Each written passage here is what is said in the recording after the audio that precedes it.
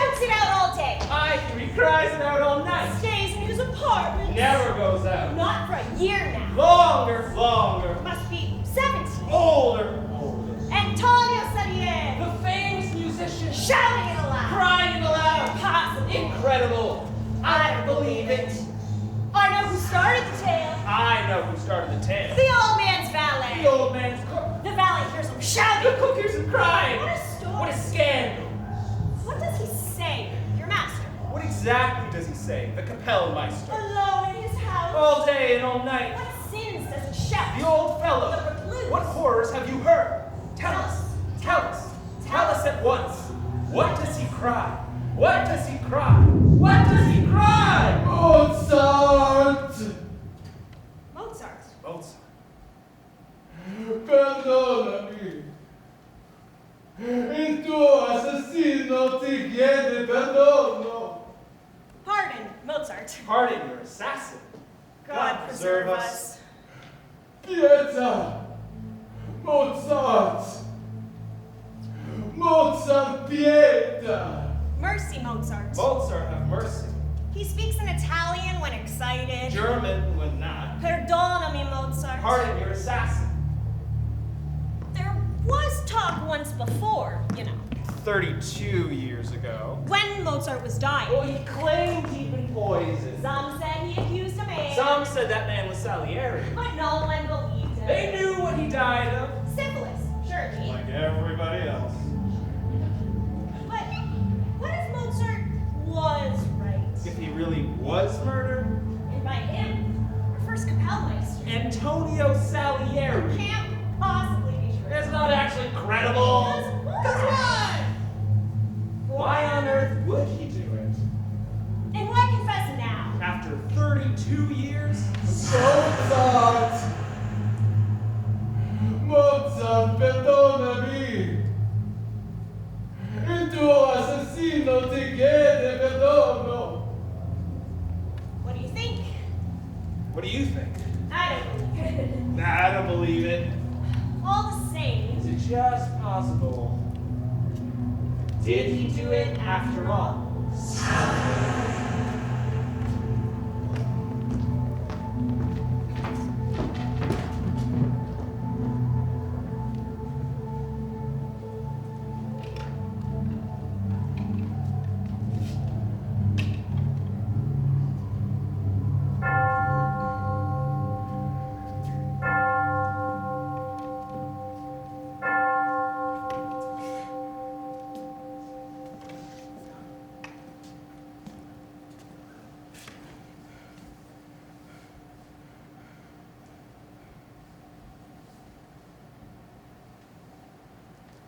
Vi saluto. Hombre del futuro. Antonio Salieri, a vostro servizio. I can almost see you in your ranks waiting for your turn to live. Ghosts of the future. Be visible. I beg you, be visible. Come to this dusty old room, this time, the smallest hours of dark November 1823, and be my confessors. Will you not enter this place and stay with me till dawn? Just till dawn, smeary 6 o'clock. Can you hear them? Vienna is a city of slander. Everyone tells tales here, even my servants. I keep only 2 now. They've been with me ever since I came here 50 years ago. The keeper of the razor, the maker of the cakes. One keeps me tidy, the other keeps me full. Leave me, both of you. Tonight I do not go to bed at all. Return tomorrow morning at 6 precisely. To shave, to feed your capricious master. Via, via. Via, via! Grazie.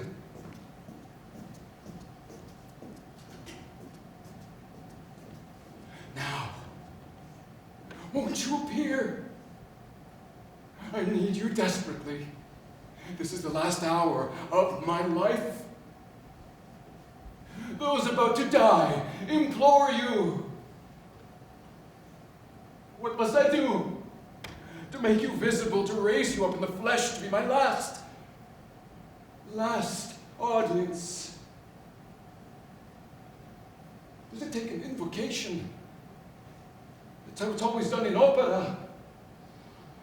Oh, yes. That's it. An invocation. The only way.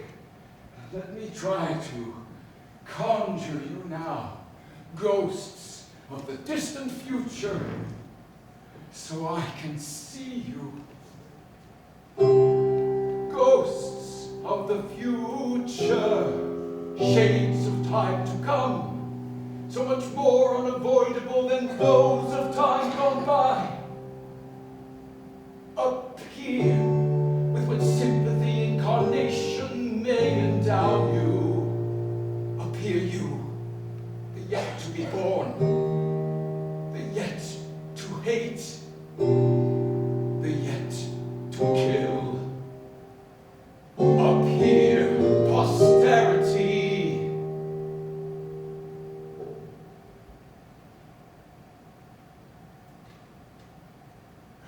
There! It worked! I can see you! That is the result of proper training. I was taught invocation by Gluck, who was a true master at it. He had to be. In his day, that's what people went to the opera for, the raising of gods and ghosts. Nowadays, since Rossini became the rage, they prefer to watch the escapades of hairdressers. Scusate, invocation is an exhausting business. I need refreshment.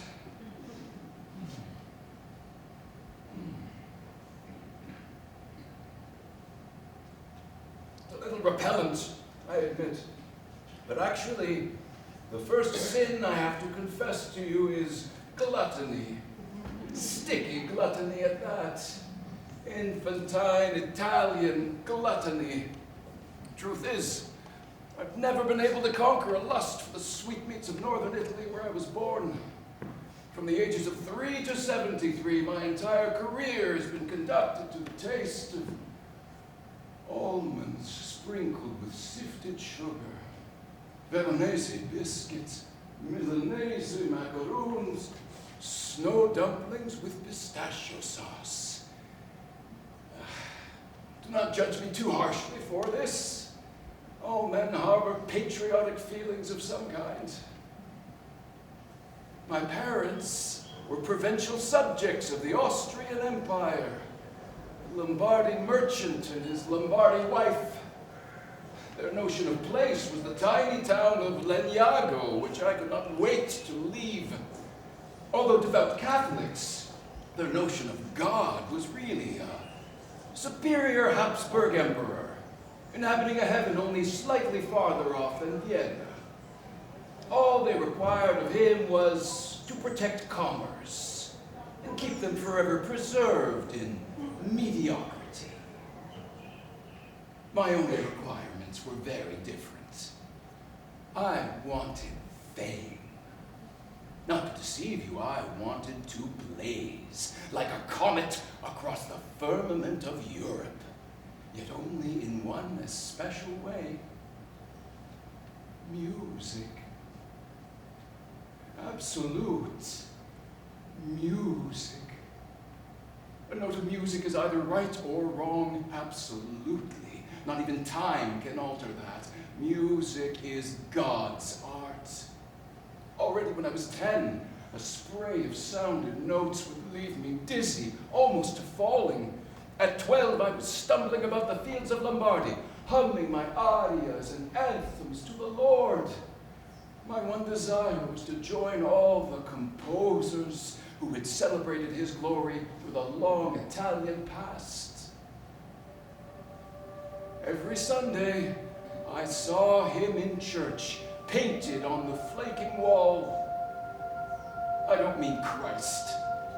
The Christs of Lombardy are simpering sillies with lambkins in their arms. No, I mean an old, candle-smoked God in a mulberry robe, staring at the world with dealer's eyes. Tradesmen had put him up there. Those eyes made bargains. Real, irreversible. You give me so, I give you so. No more, no less. The night before I left Legnago forever, I went to see him. And I made a bargain with him myself. I was a sober 16, full of a desperate sense of right. I knelt before the God of bargains, and I prayed for the moldering plaster with all my soul. Signore, let me be a composer. Grant me sufficient fame to enjoy it, and in return, I will live with virtue. I shall strive to better the lot of my fellows, and I will honor you with much music all the days of my life. As I said amen, I saw his eyes flare. Bene, go forth, Antonio. Serve me and mankind, and you will be blessed. Grazie, I called back. I am your servant for life. The very next day, a family friend appeared, out of the blue, took me off to Vienna, and paid for me to study music. Shortly afterwards, I met the emperor, who favored me. Clearly, my bargain had been accepted. The same year I left Lombardy, a young prodigy was touring Europe. Miraculous virtuoso, aged 10 years. Wolfgang Amadeus Mozart. And now, gracious ladies, obliging gentlemen, I present to you, for one performance only, my last composition entitled The Death of Mozart, or Did I Do It? Dedicated to posterity on this, the last night of my life.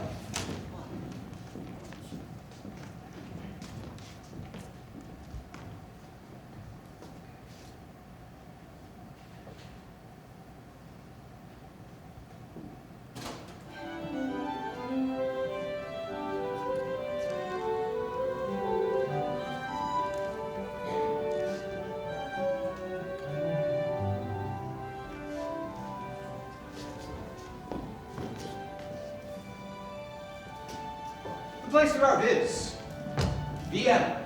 The year, to begin with, 1781. The age still that of the Enlightenment. That clear time before the guillotine fell in France and cut all of our lives in half. I am already a prolific composer to the Austrian court. I own a respectable house and a respectable wife. Teresa. I do not mock her, I assure you. I require only one quality in a domestic companion: lack of fire. And in that omission, Teresa was conspicuous. I also had a prize pupil, Caterina Cavalieri. She would later become the best singer of her age, but at that time, she was mainly a bubbling student with merry eyes and a sweet, easable mouth. I was very much in love with Caterina, or at least in lust. But because of my vow to God, I was entirely faithful to my wife. I had never laid a finger upon the girl, except occasionally to depress her diaphragm in the way of teaching her to sing. My ambition burned with an unquenchable flame. Its chief goal was the post of first Royal Kapellmeister, then held by Giuseppe Bongo, 70 years old and apparently immortal. You, when you come, will be told that we musicians of the 18th century were no better than servants, the willing slaves of the well-born and well-to-do. This is quite true, but it is also quite false. Yes, we were servants, but we were learned servants, and we used our learning to celebrate men's average lives. We took unremarkable men, usual officials, run-of-the-mill bishops, ordinary generals and statesmen and wives, and sacramentalized their mediocrity. We smoothed their unions with strings divisi. We pierced their nights with chitarrini. We gave them processions for their strutting, serenades for their rutting, high horns for their hunting, and drums for their wars.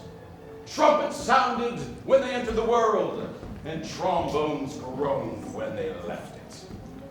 The savor of their days remains behind because of us. Our music still remembered, while their politics are long forgotten. Tell me before you call us servants. Who served whom? Who, I wonder, in your generations will immortalize you? I was the most successful young musician in the city of musicians, and now, suddenly, without warning, Mozart has come. these are my venticelli, my little winds, as I call them. The secret of successful living in a large city is always to know to the minute what is being done behind your back.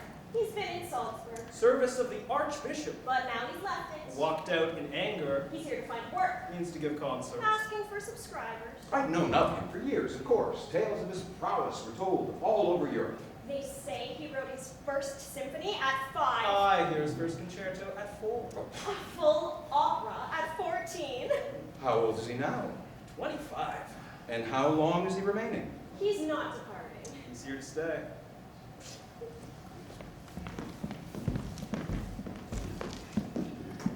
You are required to commission a comic opera in German from Herr Mozart. Johann von Strack, Royal Chamberlain, a court official to his collarbone. But why German? Italian is the only possible language for opera. Count Orsini Rosenberg, director of the opera, benevolent to all things Italian, especially myself.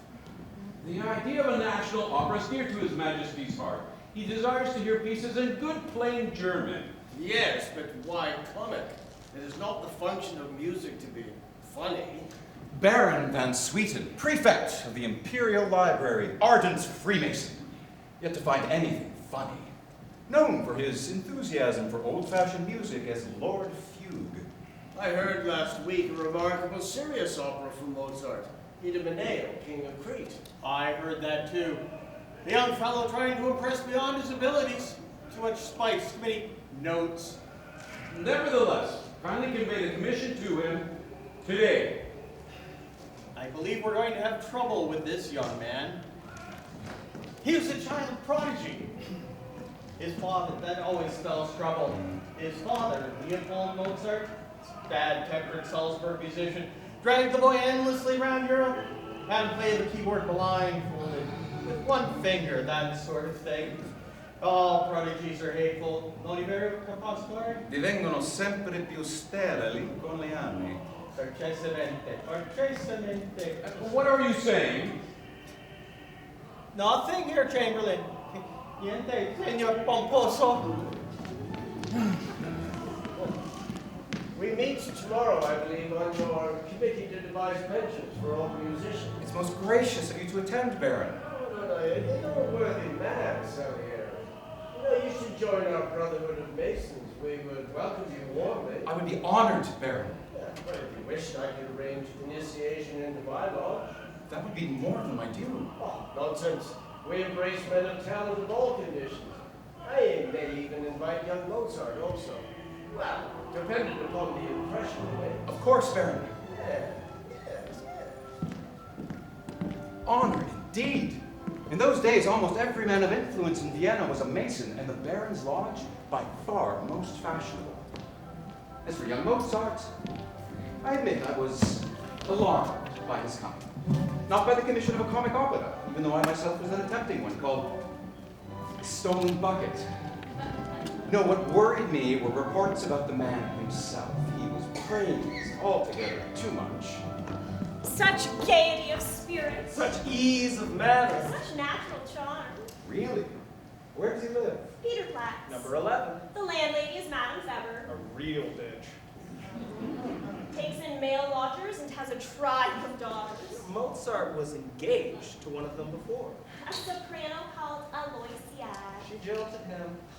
Now he's after another sister. Constanza. You mean he was actually engaged to one sister and now wants to marry another? Exactly. Her mother's pushing marriage. His father isn't.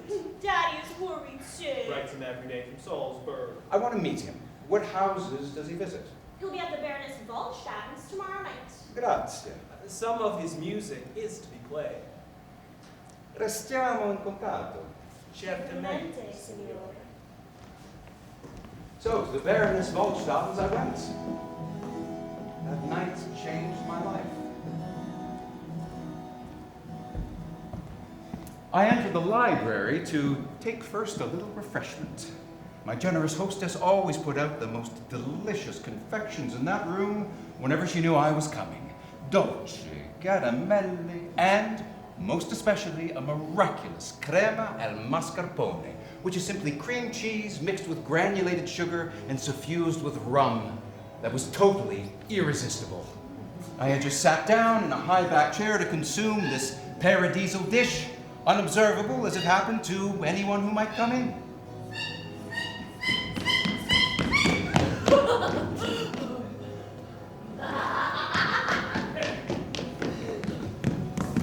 Meow. Meow.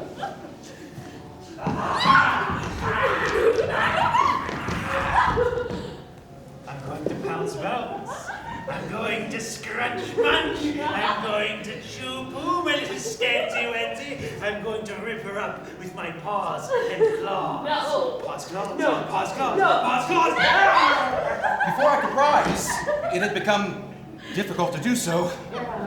Oh, I'm going to bite you in half with my fang wangs, my little Stenzel, Wenzel, Benzel. Oh, look at you. You're frightened. Oh, you're shivering. I think you're scared to death. I think you're going to faint dead away. I think you're going to shit yourself. Oh, in a moment it'll be on the floor. Stop it, someone will hear you. Oh, it's coming. Oh, it's coming. I can hear it coming.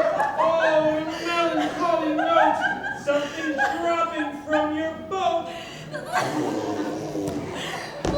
Stop it, it's stupid. Oh, really stupid. Hey, what's Trazom? What? Trazom. What is it? How should I know? It's Mozart spelled backwards, shitwit. If you ever married me, you'd be Constanza Trazom. No, I wouldn't. Yes, you would. Because when I'm married, I want to do everything backwards. I'd lick my wife's ass instead of her face. You're not gonna lick anything at this rate. Your father's never gonna give his consent to us. Oh, who cares about his consent? You do. You care very much. You wouldn't do without it. Wouldn't I? No, you wouldn't. Because you're too afraid of him. I know what he says about me. If you marry that dreadful girl, you'll end up laying in straw with beggars for children. Oh! Marry me. Don't be silly. Marry me. Are you serious? Yes. Say yes right now. If you do, I'll go home, shit in the bed, and shout, I did it!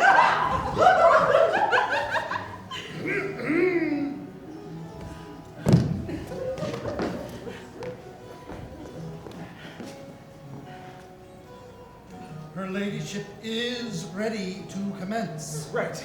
Yes. Good. Come, my lady. The music awaits us. By all means, Herr Trazzle.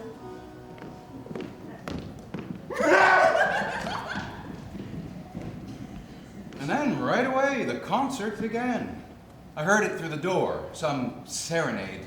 At first only vaguely, too horrified to attend. Presently the sound insisted. A solemn adagio in E-flat. It started simply enough. Just a pulse in the lowest registers.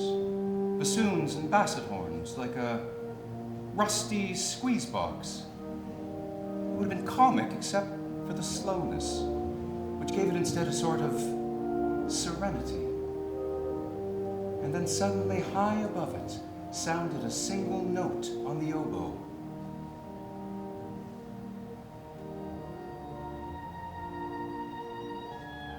It hung there, unwavering, piercing me through, till breath could hold it no longer, and the clarinet withdrew it out of me and sweetened it into a phrase of such delight. It had me trembling. The light flickered in the room.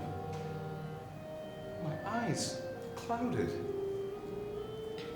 The squeeze box groaned louder, and over it the higher instruments wailed and warbled, throwing lines of sound around me, long lines of pain around and through me. Oh, the pain. Pain as I had never known it. I called up to my sharp old God. What is this? What?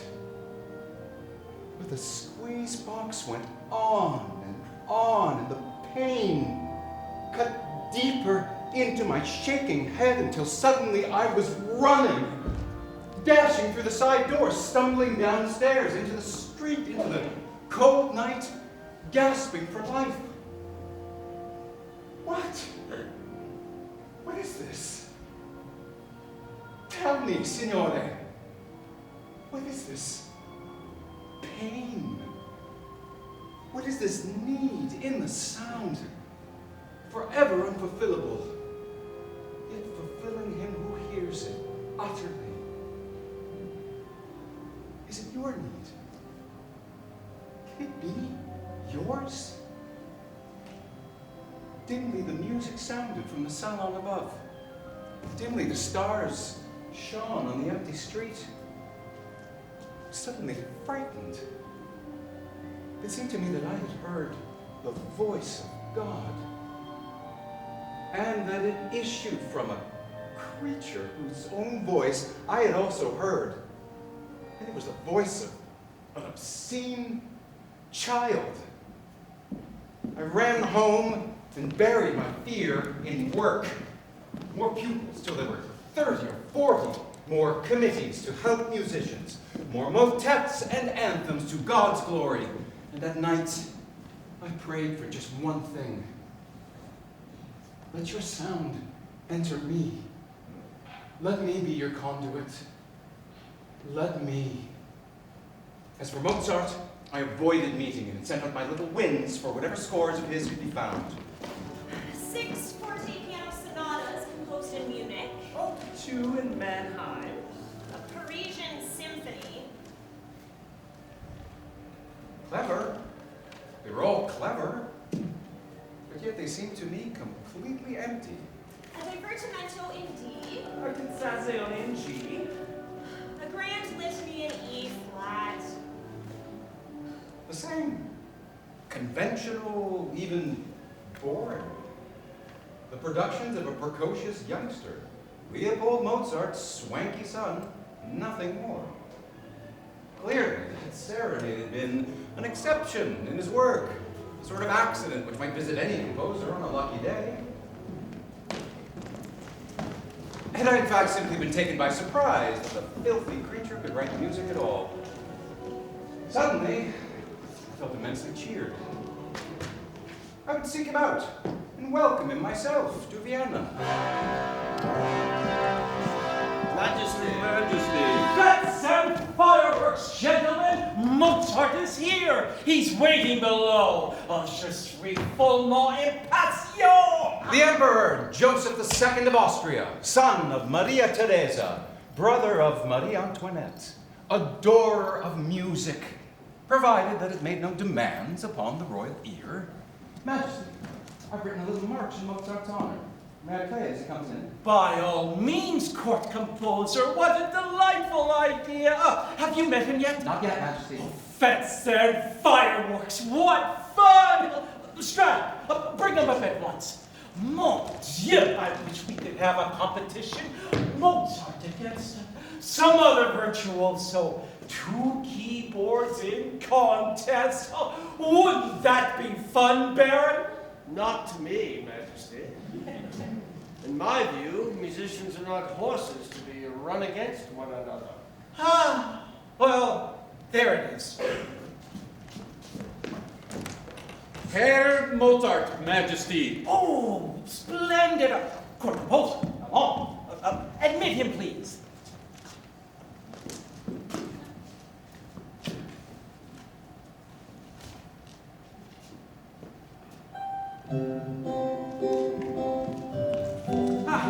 Your man.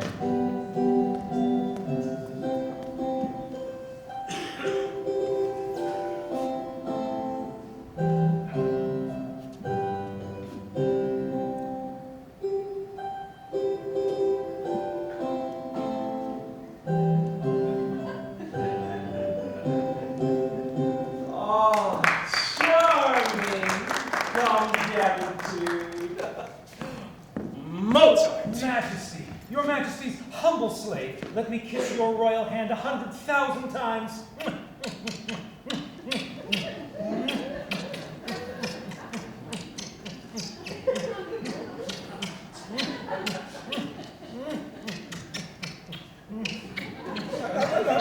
No, s'il vous plaît, a little less enthusiasm, I beg you. Come, sir, levez-vous. You will not recall it, but the last time we met, you were also on the floor. This young man, 6 years old, mind you, slipped on the floor at Chambrun, came a nasty perler on his little head. Have I told you this before? No. Well, my sister Antoinette runs over and picks him up at once. And do you know what he does? Jumps straight into her arms, hoopla, just like that. Kisses her on both cheeks, mwah, mwah, and says, "Will you marry me, yes or no?" I do not mean to embarrass you, Herr Mozart. You know everybody here, surely? Of course. Herr Director, Herr Prefect. Delighted to see you again, Mozart.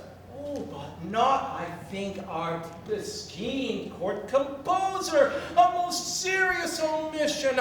No one cares for art can afford not to know. Herr Salieri. He wrote that exquisite little march of welcome for you. It was a trifle, Majesty. Oh, nevertheless, I am overwhelmed, Signore. Ideas simply pour out of him, don't they, Strap? Endlessly, sire. Well done, Salieri. Well, let it be my pleasure then to introduce you. court composer Salieri, Herr Mozart of Salzburg. Finalmente. Che gioia, che diletto straordinario. Oh, grazie, signore. Milioni di benvenuti. Sono commosso. Oh, è un onore eccezionale incontrarla. Compositore brillante e famosissimo. Grazie. Tell me, Mozart, have you received our commission for the opera? Indeed, I have, Majesty. And let me tell you, I am so grateful I can hardly speak. I promise that I shall give you the best, most perfect entertainment ever offered a monarch. I've already found a libretto. Have you? I didn't hear of this. Oh, forgive me, Herr Director. I entirely omitted to tell you. May I ask why? It didn't seem important. Not important. No. It is important to me, Herr Mozart. Yes, I see that now. And who, pray, is it by? Oh, Stefani. A most unpleasant man. But a brilliant writer. Do you think? Oh, yes. It's very funny, Majesty. The whole story is set in a... Where? Well, where is it set? It's rather saucy, Majesty. Oh, yes. Oh, where? It's in a seraglio. A what? A passion's harem.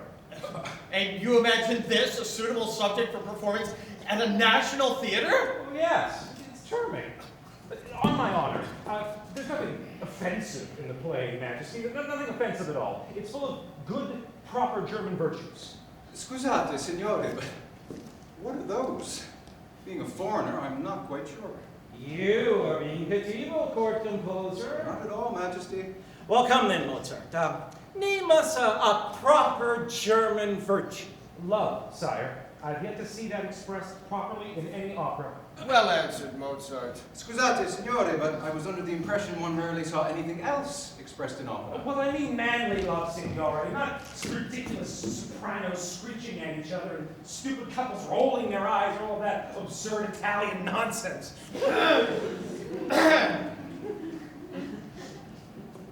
I mean the real thing. And are you familiar with the real thing yourself, Herr Mozart? On your pardon, I believe that I do, sir. Well, bravo! When do you think it will be done? Oh, the first act is completed already. But it can't be more than 2 weeks since you started. Composing is not difficult when one has the right audience to please, sire. A charming reply, Majesty. Indeed, Baron. Oh, fêtes and fireworks. I see, we are going to have fêtes and fireworks up. Au revoir, Monsieur Mozart. Soyez bienvenue à la porte. Majesté, je suis comble accepté dans la maison le père de tous les musiciens. Oh, sévère monarque est blindé seulement que votre majesté. C'est une honneur qui dépasse le sommet des médias. Ah, well, there it is. I'll leave you two gentlemen to get better acquainted. Good day, Majesty. Votre majesté. Good day to you. Good day. Welcome, Mozart. I shall be seeing much more of you, depend on it. Thank you, sir.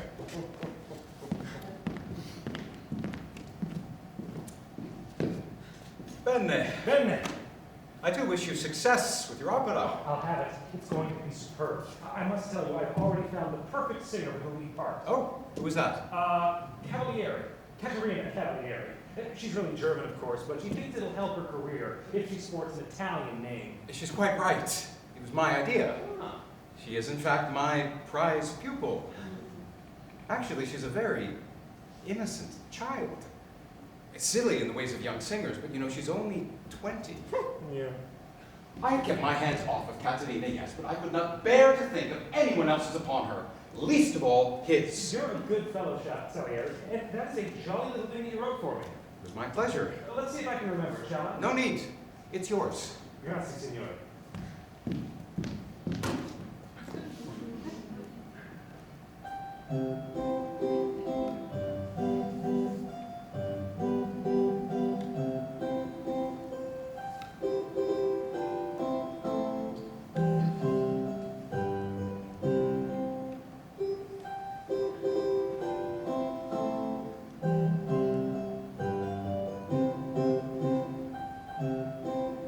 The rest is just the same, isn't it?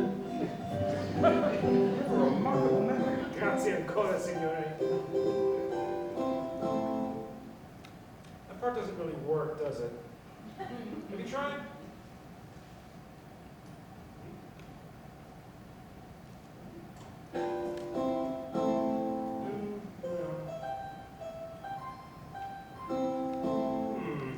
Or here, the third. There.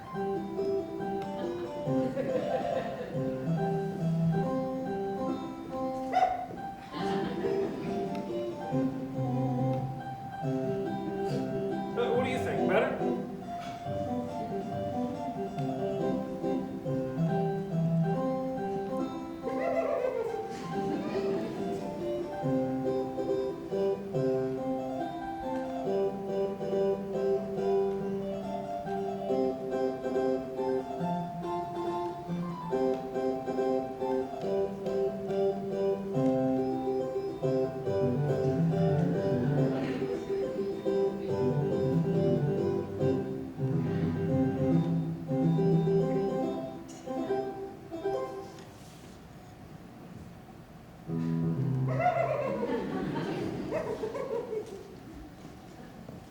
Scusate, I must go. Really?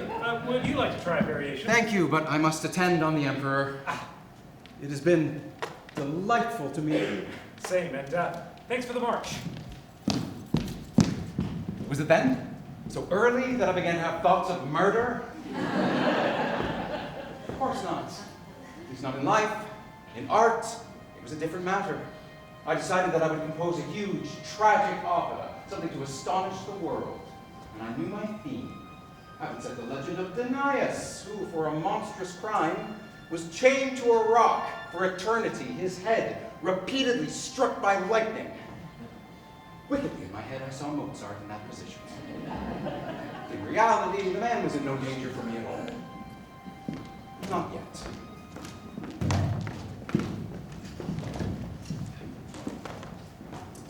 The first performance of the abduction from the seraglio, the creature's expression of manly love.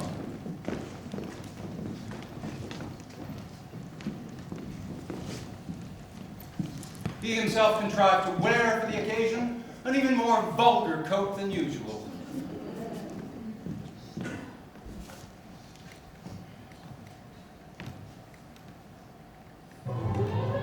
As for the music, it matched the coat completely. For my dear pupil Caterina Cavalieri, he had written, quite simply, the showiest aria I had ever heard. 10 minutes of scales and ornaments, amounting in sum to a vast emptiness. So ridiculous was the piece, in fact, so much what might be demanded by a foolish young soprano, that I knew precisely what Mozart must have demanded in return for it. Although engaged to be married, he'd had her. I knew that beyond any doubt. The creature had had my darling girl.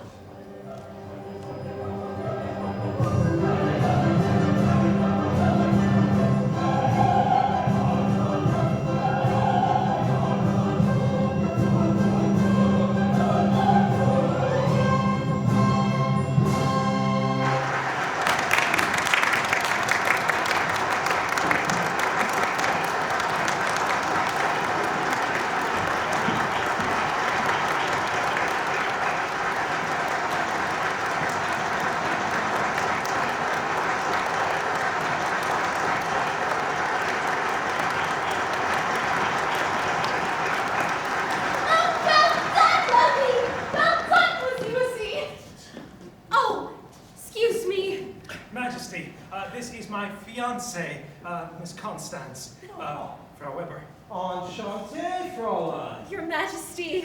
Constance is a singer herself. Oh, indeed. Oh, not at all, Majesty. Don't be silly, Wolfgang.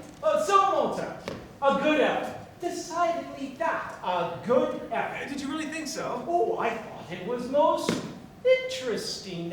Yes, indeed. A trifle, how shall one say, Director? Too many notes, Your Majesty. Very well put. Too many notes. I don't understand. Oh, my dear fellow, don't take it too hard. There are, in fact, only so many notes the ear can hear in the course of an evening. I think I'm quite correct in saying that, aren't I, court composer? Well, yes. I would say yes. On the whole, yes, Majesty. Well, there you are. It's clever. It's German. It's quality work. And there are simply too many notes. Oh, do you see? There are as many notes, Majesty, neither more or less, as are required. Ah, well, there it is.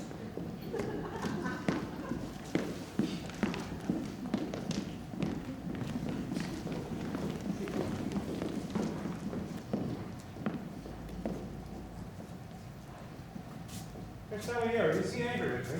Not at all. He respects you for your views. Hope so. What did you think, sir? Did you care for the piece at all? Yes, of course, Mozart, at its best. It's truly charming. And at other times? Well, just occasionally at other times. Katerina's aria, for example, it was a little excessive. Katerina is an excessive girl. Sometimes she's downright insatiable. In regards to vocal ornaments. All the same, as my revered teacher, the Chevalier Gluck, used to say to me, one must avoid music which smells of music. What does that mean? Music which makes one aware too much of the virtuosity of the composer. Well, I would hate to offend a Chevalier, even though I am one myself. Indeed. Oh yes, the Pope made Wolfgang a Chevalier when he was only 14. Extraordinary. They say that Gluck used the title all the time. He insisted upon being referred to. And you prefer not to be. I think the titles are absurd in relation to music. Ah, even court composer? Well, that's different, of course. There I go again. My father always says I should padlock my mouth. In fact, I shouldn't speak at all. Nonsense. I'm just being what the Emperor would call cattivo. Won't you introduce me to your charming fiancée? Oh, of course. Constance, this is Herr Salieri, court composer. Frau Weber. Delighted, cara Frau. How do you do, Excellency? May I ask when you marry? We get to secure my father's consent in the matter. Excuse me, but how old are you? 26. Then your father's consent is scarcely indispensable. You see? It's not indispensable. I wouldn't say indispensable. Don't get me wrong. He's a good man, a lovely man, but in some ways he's a little stubborn. My advice to you is to marry and be happy. You have found it is quite obvious, un tesoro raro. Good night to you both. Good night, Excellency. Good night, sir. Thank you. Come, Stanzo. As I watched her walk out on the arm of the creature, I felt the lightning thought strike. Have her. Her for Caterina. Abomination. Never in my life had I entertained a notion so sinful. They're married! What? Mozart and Weber married. Really? His father will be furious. They didn't even wait for his consent. Have they set up house? Fiddlingerstrasse. Number 12. Not bad. Considering they've no money. Is that really true? He's wildly extravagant. Lives way beyond his means. But he has pupils. Only 3.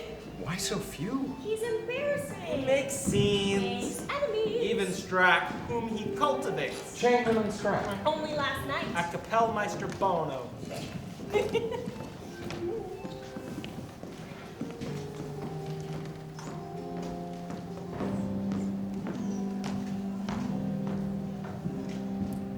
7 months in this city and not one job to show for it. I'm not to be tried again, is that it? Of course not. I know what's going on in this city, and so do you. Vienna is completely in the hands of foreigners. Worthless Italians like Kapellmeister Bono. Please, you're in the man's house. Court composer Salieri. Hush! Did you hear his last opera? The Stolen Bucket? Did you? Of course I did. Bearable. Pom, pom, pom, pom, pom, pom, calling it down, clear resurrection. Not one interesting musical modulation all night. Salieri is a musical idiot. Please! He'd had too much to drink. Often has. Why are Italians so terrified of the slightest complexity of music? You show them one chromatic passage and they faint. Oh, how sick. Oh, how morbid. Morboso. Nervoso. No wonder the music at court is so dreary. And in opera, they use the same old tired conventions over and over again. Tremolando shows excitement. Sforzando shows fear. D minor means terror. C minor means gravity. Round and round like donkeys at a grindstone. Lower your voice. Lower your breeches. That was a joke. Just a joke. You look like a toad. Your waistcoat. It's, and you're goggling like a toad. You would do best to retire for tonight. Sally, For your own sake. Salieri has 50 pupils, and I have 3. How am I to live? I'm a married man now, for God's sake. Of course, I realize that you fine gentlemen don't concern yourselves with money in these exalted halls. All the same, did you know that behind his back, His Majesty is known as Kaiser Keep It? Mozart! Oh, shouldn't have said that. It was a joke. It was another joke. We're all friends here, aren't we? I can't help myself. What's wrong with him? Good night. Sir, please, before you go, your hand. Give me a post, sir. That is not in my power, Mozart. The Princess Elizabeth is looking for a new musical instructor. One word from you could confirm the position for me. I regret that is solely in the recommendation of court composer Salieri. Do you realize that I am better than any musician in Vienna? Do you? Italians! I'm sick of them! Italians everywhere! Oh! Unacceptable! The girl who doesn't love me, the girl who doesn't love me, the girl who doesn't love me can lick my ass instead. Ah! Barely 1 month later, that thought of revenge became more than a thought.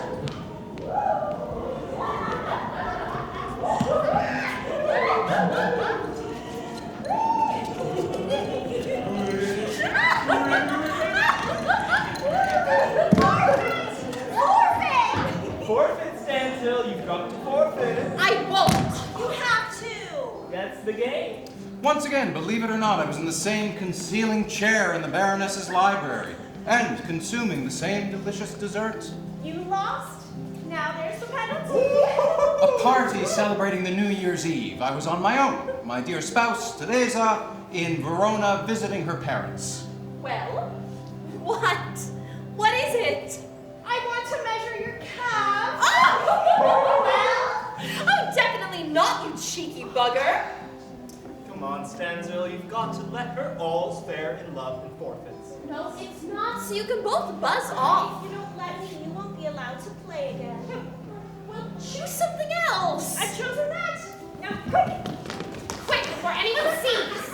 Hold her free, I don't need to be held! Oh, yes, you do. That's part of the penalty. 17 inches, knee to ankle. Oh, let me do it. Oh, that's not fair. Oh, sure it is. You lost to me, too. It's been done. Let me down.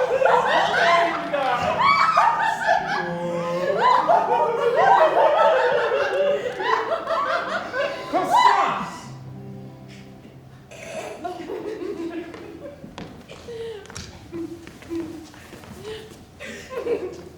Gentlemen, if you please, Oh, it was only a game, Wolfer. You meant no harm, upon my word. come down off the table now. Thank you. We'll see you later. Oh, come now, Mozart. Don't be pompous. If you'll excuse us, gentlemen. You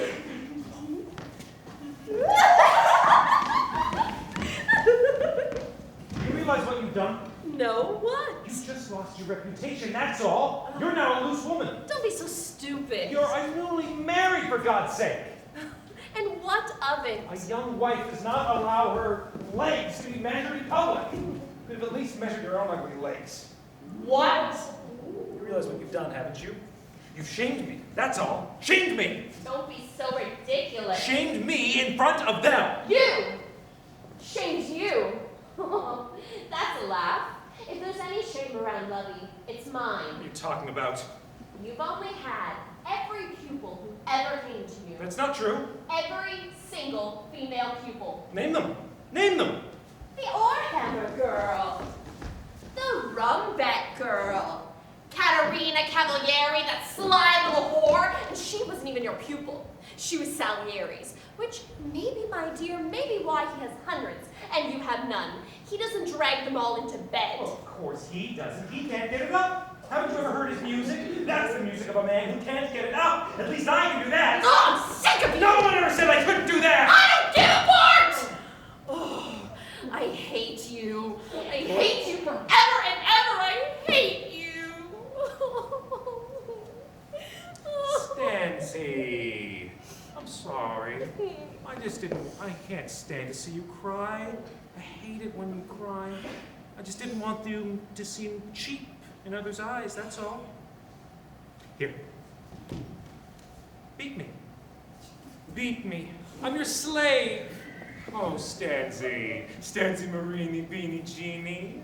I'll just stand here like a little lamb and bear your strokes. Do it. Batti. No. Batti.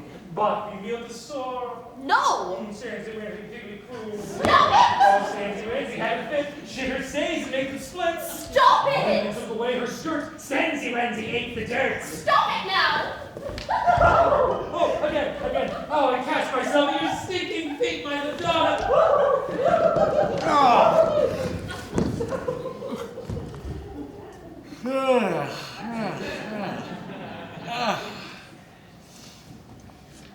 Good evening. Excellency. How long have you been there? I was asleep until a second ago. Are you two quarreling? Oh, no. Yes, we are. He's being very irritating. Cato had. Tonight is a time for New Year resolutions. Irritating, lovely ladies cannot surely be one of ours. May I suggest you bring us each a sorbetto from the dining room? Why don't we all go to the dining table together? Herr Salieri is quite right. Bring them here. It'll be your punishment. Stancy. Come, I can keep your wife company. There cannot be a better peace offering than a sorbetto of aniseed. I prefer tangerine. Very well, tangerine. But if you could possibly manage aniseed for me, I'd be deeply obliged. So the new year can begin coolly for all three of us. I would be honored, signore. And then I'll play you at billiards. What do you say? I'm afraid I don't play. You don't? Wolfer would rather play billiards than anything. He's quite good at it. The best. I may not occasionally at composing, but at billiards, never. A virtuoso of the cue. It's a virtuoso's game. I think I shall write a grand fantasia for billiards. Trillos, acciacaturas, whole arpeggios in ivory. And then I'll perform it myself in public. It'd have to be me. None of those other charlatans like Tremonti can get his fingers round the cue.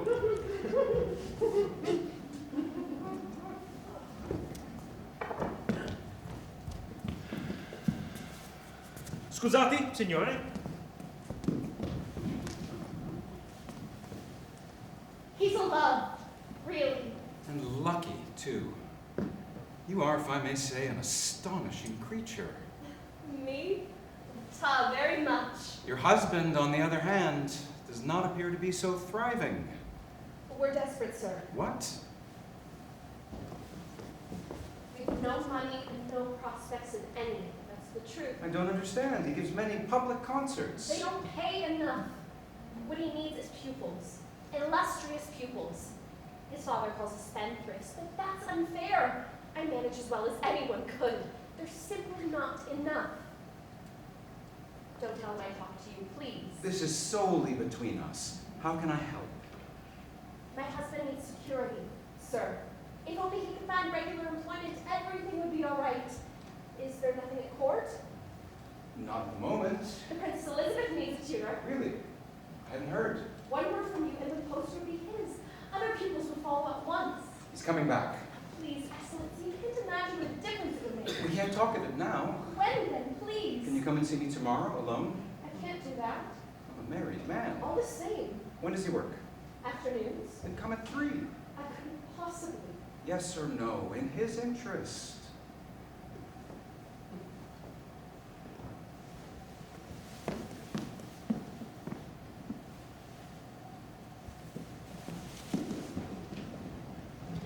So I'd done it. Spoken aloud, invited her. What of that vow made in church? fidelity, virtue, all of that. Couldn't think of that now. The next afternoon, I waited in a fever. Would she come? I had no idea. And if she did, how would I behave? Was I actually going to seduce a young wife of 2 months' standing?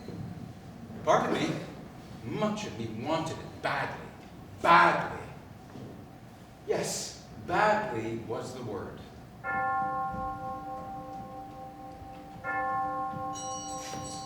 There she was, on the stroke. She'd come. She'd come. Grazie. Grazie tanto. Via, via, via.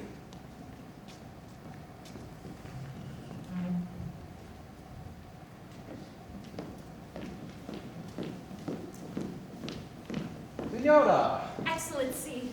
benvenuta. Grazie.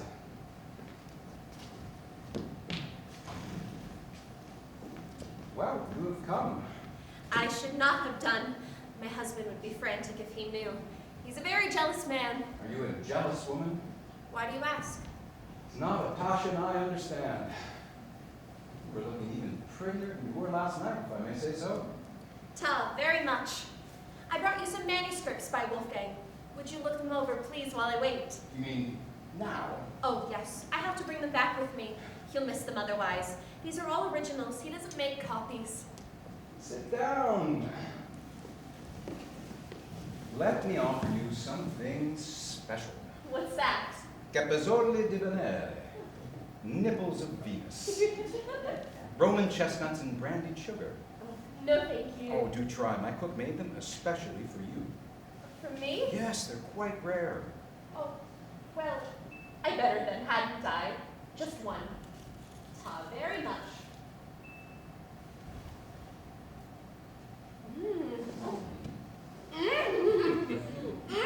Oh, they're delish! Aren't they? Mm-hmm. Have another. Oh, I couldn't possibly. I think that you are the most generous girl in the world. Generous? My word for you. I thought last night that Constanza is altogether too stiff a name for that girl. I shall rechristen her. Generosa. La Generosa. And then I'll write a glorious song for her under that title, and she'll sing it just for me. I'm very much out of practice, sir. La Generosa. Don't tell me it's going to prove inaccurate, my name for you. What name do you give your wife, Excellency? I'm not an excellency. And I call my wife Signora Salieri. If I gave her any other name, it would be La Statua. She's a very upright lady. Is she here now? I would like to meet her. Alas, no. At the moment, she is in Verona visiting her mother. Stanza.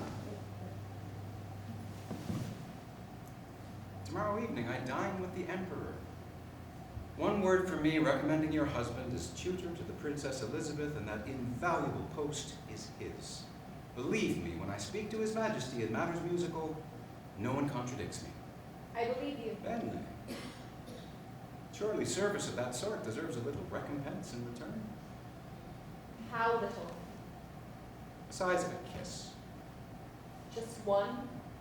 If one seems fair to you.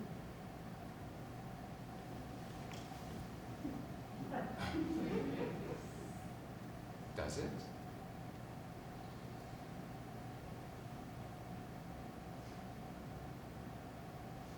I fancy that's fair enough. Pity. Somewhat small pay to secure a post that every musician in Vienna is hoping for. What do you mean? Is it not clear? No, not at all. Another pity. 1,000 pities. I don't believe it. I just don't believe it. What? What you just said. I said nothing. What did I say? I'm going. I'm getting out of this. Constanza. Let me pass, please. Constanza, listen to me. I'm a clumsy man.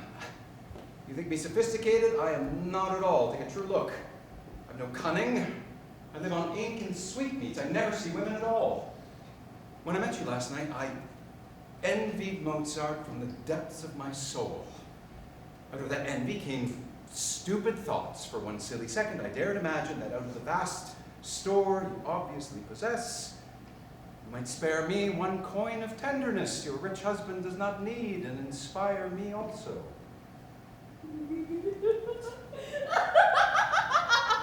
I muse. Mozart was right. You are wicked. He said that? All Italians are performers, he said. Be careful with that one. Meaning you. He was being comic, of course.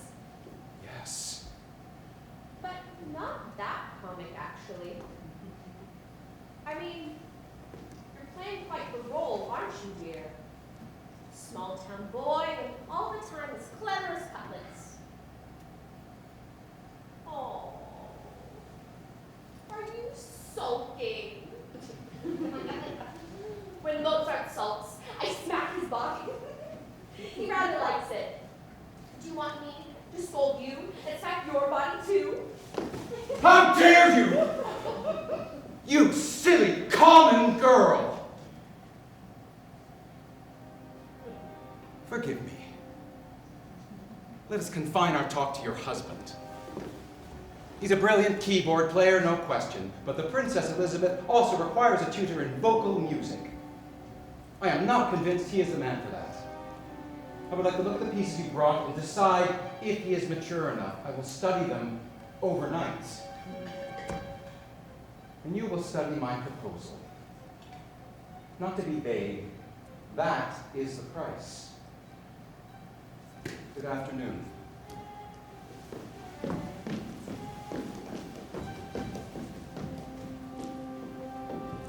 Fiasco! Fiasco! Oh, the sordidness of it, the sheer, sweating sordidness. Worse than if I'd actually done it. To be that much in sin feels so ridiculous as well. Oh, nobile, nobile, Salieri. What had he done to me, this Mozart?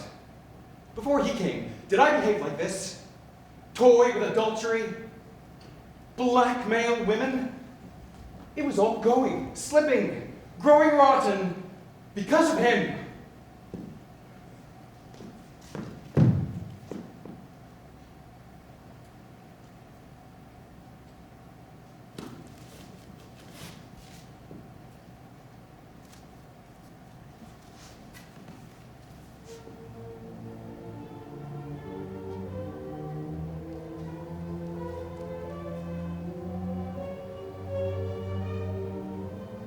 She had said that these were his original scores. First and only drafts of the music. It did look like fair copies. He showed no corrections of any kind. It was puzzling, and then suddenly alarming. What was evident is that Mozart was simply transcribing music, completely finished in his head. And finished, as most music is never finished. Displace one note, and there would be diminishment. Displace one phrase, and the structure would fall. Here again, only now, in abundance, were the same sounds I'd heard in the library. The same crushed harmonies, glancing collisions, agonizing delights. The truth was clear. That serenade had been no accident. I was staring through the cage of those meticulous ink strokes at an absolute beauty.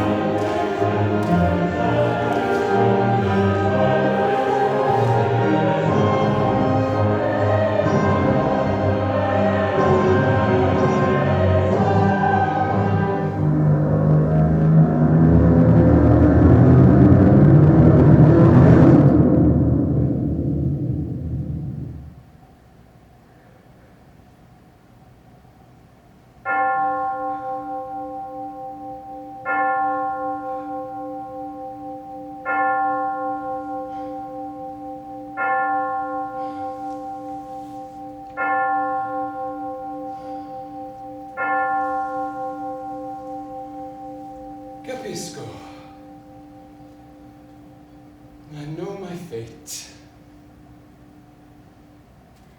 Now, for the first time, I feel my emptiness as Adam felt his nakedness. Night at an inn somewhere in the city stands a giggling child who can put on paper, without actually setting down his billiard cue, casual notes, which turn my most precious ones into lifeless scratches. Grazie, signore. You gave me the desire to serve you, which most men do not have, and then saw to it that the service was shameful in the ears of the server. Grazie. You gave me the desire to praise you, which most do not feel, then made me mute. Grazie tanti. You put into me perception of the incomparable, which most men never know, and then ensured that I would know myself forever mediocre. Why? What is my fault? Until this day I have pursued virtue with rigor. I have labored long hours to relieve my fellow men. I have worked and worked the talent you allowed me. You know how hard I've worked. Solely that in the end, in the practice of the art which alone makes the world comprehensible to me, I might hear your voice. And now I do hear it, and it says only one name. Mozart. Spiteful, sniggering, conceited, infantine Mozart, who's never worked 1 minute to help another man. Shit-talking Mozart with his body-smacking wife. Him! You have chosen to be your sole conduit. And my only reward, my sublime privilege, is to be the sole man alive in this time who shall clearly recognize your incarnation. Grazie, e grazie, ancora!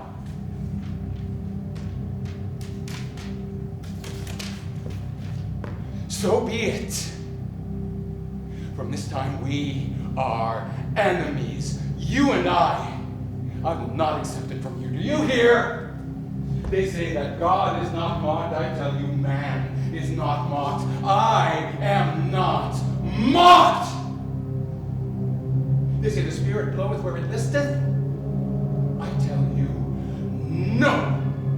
It must list to virtue or not blow at all. Dio injusto. You are the enemy. I name thee now. Nemico eterno. And this I swear to my last breath, I will block you on this earth as far as I am able.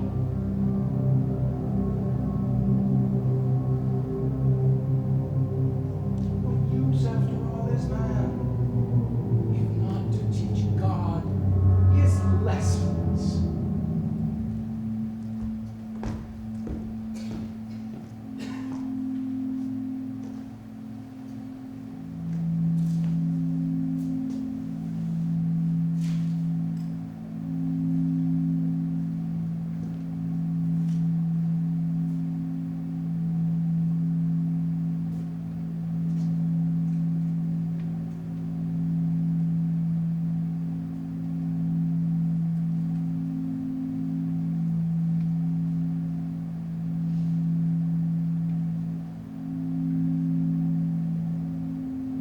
Tell you what happened next. God's answer to me, and indeed Constanza's, and all the horrors that followed. Let me stop. The bladder, being a human appendage, is not something you need concern yourselves with yet. I, being alive, though barely, at its constant call. 1 hour before dawn, when I must dismiss us both. When I return, I'll tell you about the war I fought with God through his preferred creature, Mozart, named Amadeus, in the waging of which, of course, the creature had to be destroyed.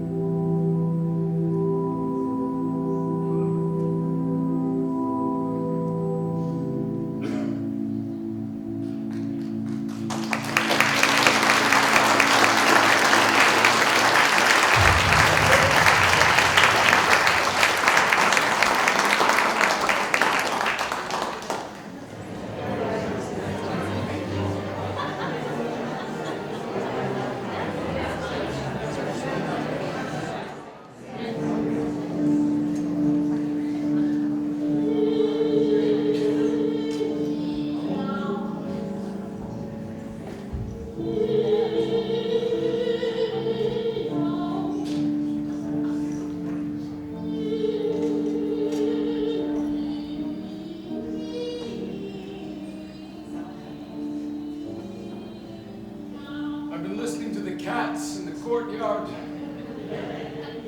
They're all singing Rossini. It's obvious that cats have declined as badly as composers. Domenico Scarlatti owned one which would actually stroll across the keyboard and pick out passable subjects for fugue. But that was the Spanish cat of the Enlightenment. It appreciated counterpoints. Nowadays, all cats appreciate is coloratura, like the rest of the public. This is now the very last hour of my life. You must understand me, not forgive. I do not seek forgiveness. I was a good man, as the world calls good. What use was it to me? Goodness could not make me a good composer. Was Mozart good? Goodness is nothing in the furnace of art.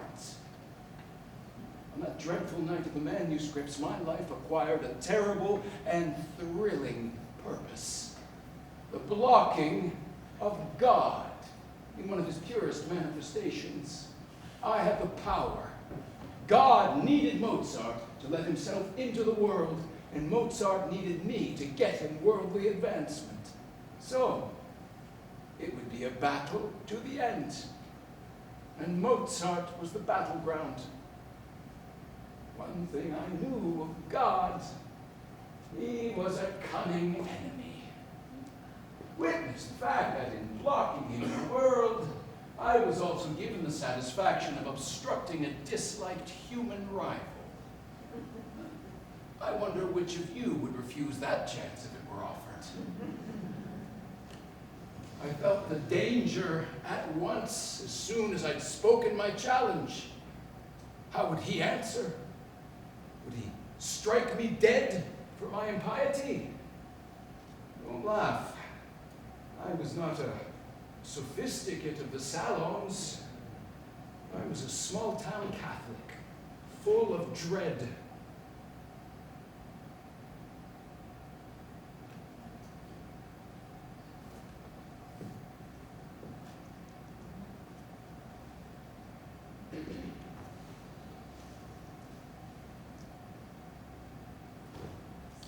The first thing that happened, barely 1 hour later, suddenly Constanza was back at 10 o'clock at night.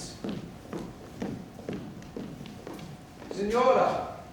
My husband's at a soiree of Baron Van Seaton, a concert of Sebastian Bach. He didn't think I would enjoy it. I see. I'll ring if we require anything. Thank you.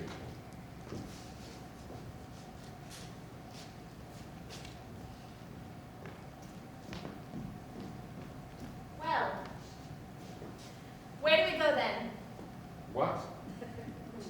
Should we do it here? Why not?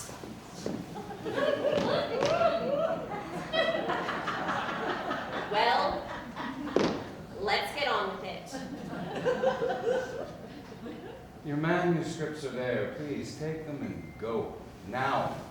At once. You shit. Via, don't return. You rotten shit! Via!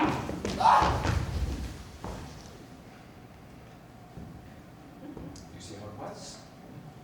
I would have liked her. Oh, yes, just then, more than ever. But I wanted nothing petty. My quarrel now wasn't with Mozart, it was through him to God, who loved him so. Amadeus. Amadeus.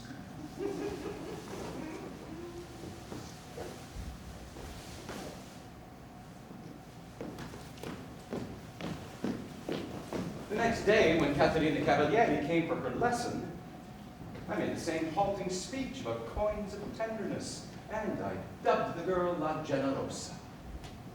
I regret my invention in love, as in art, has always been limited. Fortunately, Caterina found it sufficient. She consumed 20 nipples of Venus, kissed me with brandied breath, and slipped easily into my bed. She remained there as my mistress for many years behind my good wife's back, and I soon erased in sweats the sense of his little body, the creatures preceding me.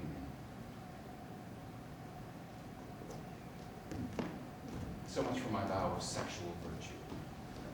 That same evening, I went to the palace and resigned from all my committees to help the lot of poor musicians. So much for my vow of social virtue. Then I went to the emperor and recommended a man of no talent whatsoever to instruct the Princess Elizabeth. Herr Summer, a dull man, surely. What of Mozart? Majesty, I cannot with a clear conscience recommend Mozart to teach royalty. One hears too many stories. Oh, they may just be gossip. One of them, I regret, relates to a protege of my own, a very young singer. Charmant! Not pleasant, Majesty, but true. I see. Oh, let it be Herr Summer, then. I dare say he can't do much harm. To be frank, no one can do much harm musically to the Princess Elizabeth. Mozart certainly did not suspect me. The emperor announced the appointment in his usual way. Well, there it is. And I commiserated with the loser. It's my own fault. My father always tells me to be more obedient, know my place. He'll send me 16 lectures when he hears of this. It was a most serious loss as far as Mozart was concerned. His list of pupils hardly moves. 6 at most. And now a child to keep. A boy. Poor fellow. I, by contrast, prospered. This is the extraordinary truth. If I expected fury from God, none came. None. Instead, incredibly, in 84 and 85, I came to be regarded as infinitely the superior composer. And this despite the fact that these were the 2 years in which Mozart wrote his best keyboard concerti and his string quartets. Haydn calls the quartets unsurpassed. They were, but no one heard them. Van Sweeten calls the concerti sublime. They were, but no one noticed.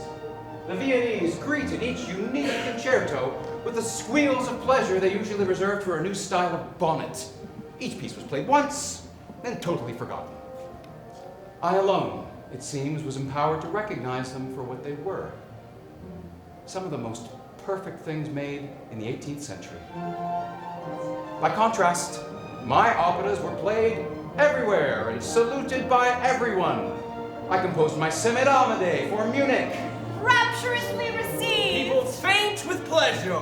I wrote a comic opera for Vienna, La Grotto di Trafogno. The talk of the city. The cafes a buzzing.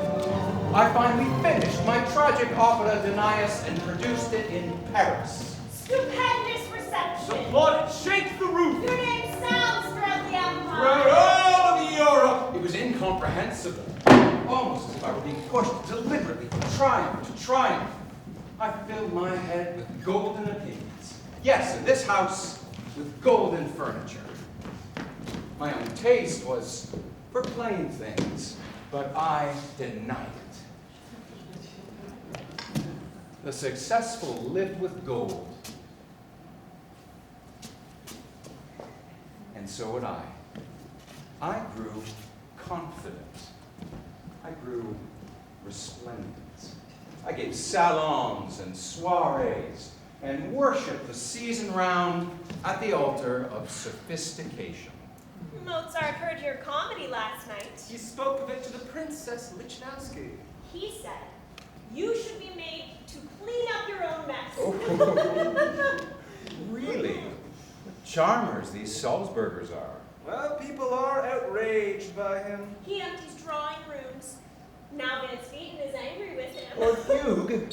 Thought he was the Baron's little pet. Well, Mozart has asked leave to write an Italian opera. Italian opera threat. My kingdom. And the Baron is scandalized. But why? What's the subject? Figaro. The marriage of Figaro, that disgraceful play of Beaumarchais, is that all he can find to waste his talent on? A vulgar farce? Noblemen lusting after chambermaids and their wives dressing up in stupid disguises anyone could penetrate in a second? And when I reproved him, he told me I reminded him of his father. I simply cannot imagine why he should want to set that rubbish to music. Because I want to do a piece about real people, Baron. No. And I want to set it in a real place, a boudoir. Because that, to me, is the most exciting place in the world. Think of it, underclothes strewn across the floor, sheets still warm from a woman's body, even a piss pot brimming under the bed. We want life, Baron, not boring legends. Herr Salieri's recent Danais was a legend, and that did not bore the French. It is impossible to bore the French, except in real life. I had assumed, now that you had joined our Brotherhood of Masons, that you would choose more elevated themes. Elevated. The only thing a man should elevate is his doodle. Provoking, sir. Has everything to be a joke with you? Forgive the language, Baron, but why do we have to go on forever about these gods and heroes? Because they go on forever, that's why. They represent the eternal in us. Look, opera is here to ennoble us, Mozart. You and me just as well as the Emperor. It is an aggrandizing art. It celebrates the eternal as bad and not the ephemeral. The goddess is woman and not the laundress. Well said, sir. Exactly. Oh, well said, sir. Exactly. Well said. I don't understand you people.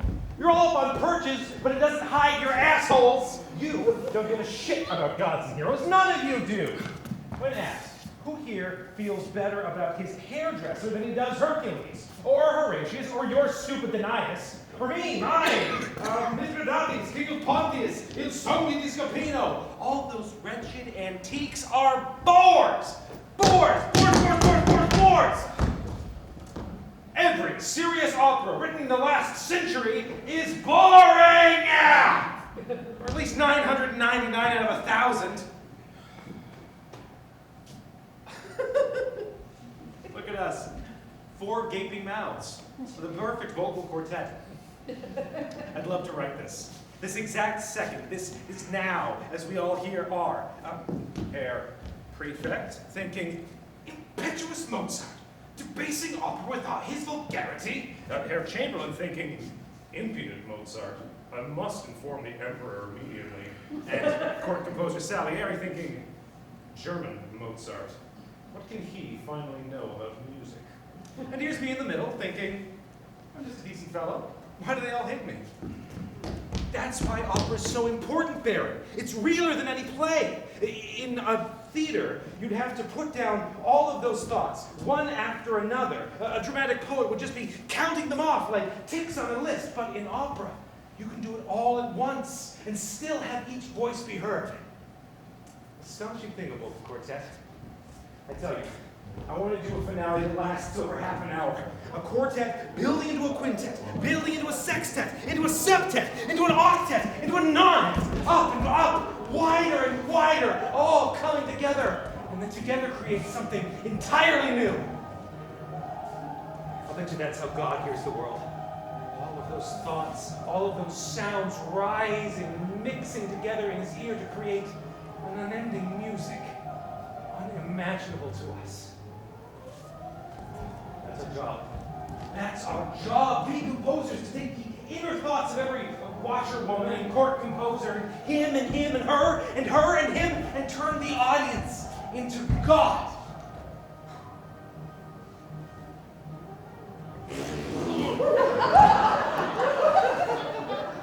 Sorry, I talked nonsense all day.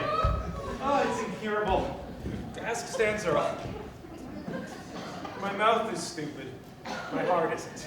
No. No, you're a good fellow underneath all your nonsense, I know that. You'll make a fine new brother, won't you, Salieri? Better than I, Baron. Just try, my friend, to be more serious with your gifts.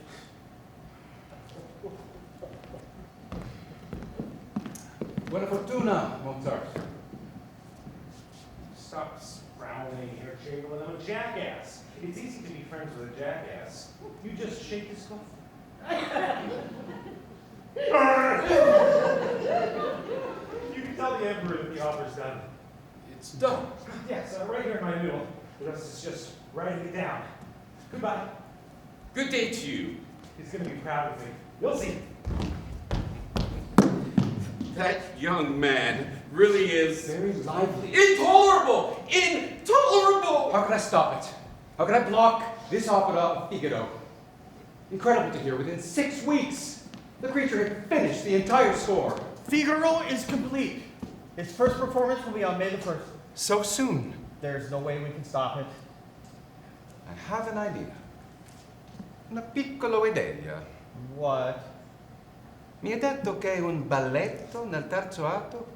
Sì? What does he say? Dimmi, non è vero che l'imperatore ha proibito il balletto nelle sue opere? Ah, un balletto! Ah. Precisamente. Oh, capisco, ma che meraviglia. Perfetto, veramente gioso. What is it? What is he suggesting? See him at the theater. Of course, I had forgotten. Immediately. You are brilliant, court composer. I have said nothing. I must tell you that I resent this extremely. Mozart is right in some things. There's far too much Italian chitter chatter at this court. Now please to tell me at once what was just said. Pazienza, my dear Chamberlain. Pazienza. Just wait and see.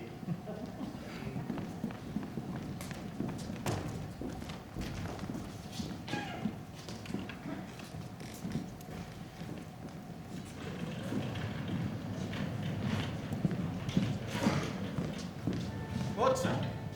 Mozart! Yes, Herr Director? A word with you, please, right away. Of course. I would like to see your score of Figaro. Certainly. Just bring it to me here, into my hand.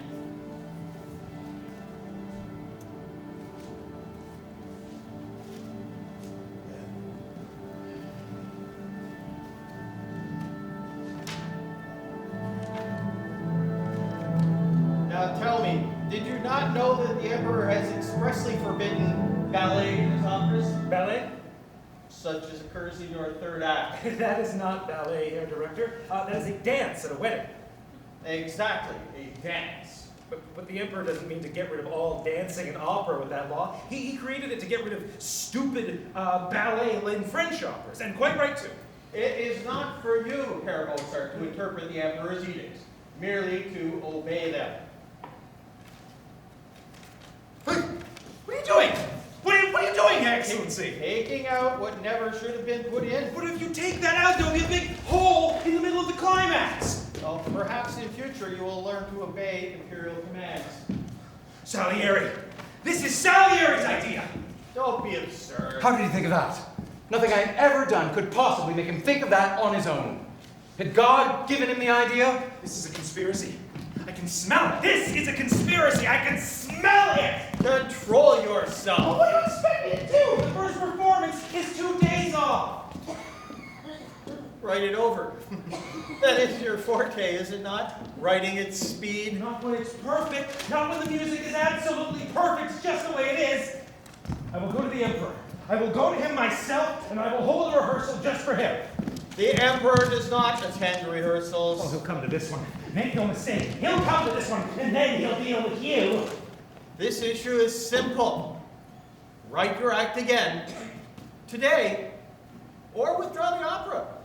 And that's final. You shitpot! Sneaky, cliquey, Rosen shit, Rosen clit, Rosen. I'll hold the rehearsal, and the Emperor will come. You'll see. You'll see. I am forbidden. I am forbidden. Of course, you already know. Know what?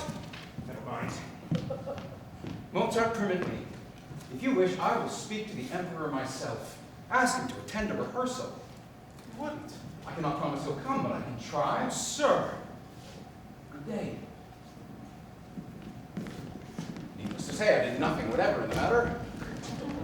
And yet, to my total stupefaction, in the middle of the last rehearsal of Figaro, the next day... Fence and fireworks! Fence and fireworks, gentlemen!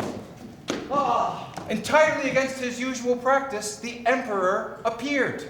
Mozart, I can't wait for this. Je prévois de merveille. Majesty. What did this mean? Was this proof that God had finally decided to defend Mozart against me? Was he engaging with me at last? I am so grateful for this. I cannot possibly say nothing. One thing about the event seemed to be more than coincidence. Strangely, His Majesty had arrived at precisely the moment when the dancers would have begun. Had not they and their music been entirely cut? He and the rest of us watched the dramatic action proceed in total silence. Whilst what should have been a party of celebrating peasants dancing the fandango in the center of the stage stood absolutely motionless, their arms frozen in the air.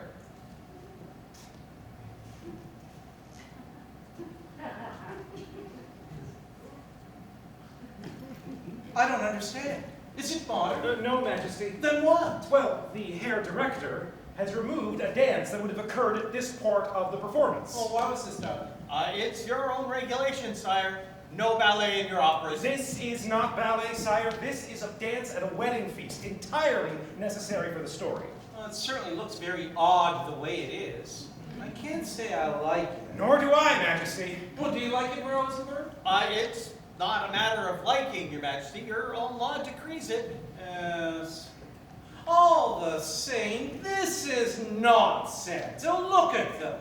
They're like waxworks up there.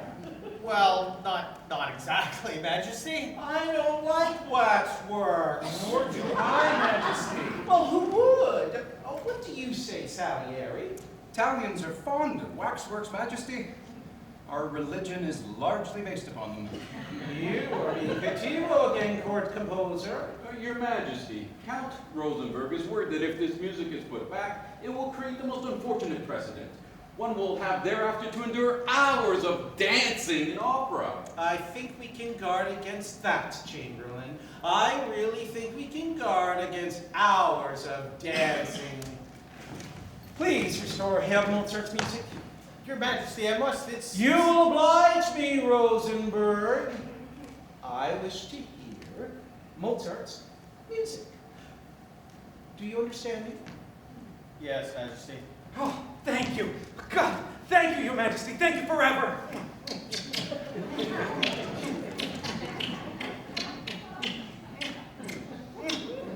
Yes, a little less enthusiasm, I beg. Excuse me. Well, there it is. And so Figaro was produced, in spite of all of my efforts. I sat in my box on May the 1st, 1786, and watched it happen. A conspicuous defeat for me. And yet, I was strangely excited.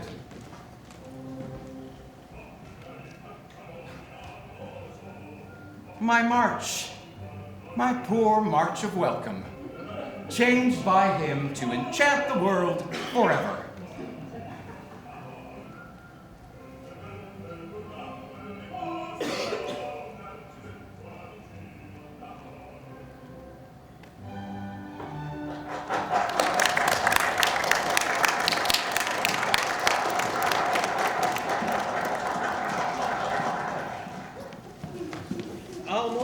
your style, that last bit. Well, far more vulgar, of course. More obvious than you would ever be. Exactly.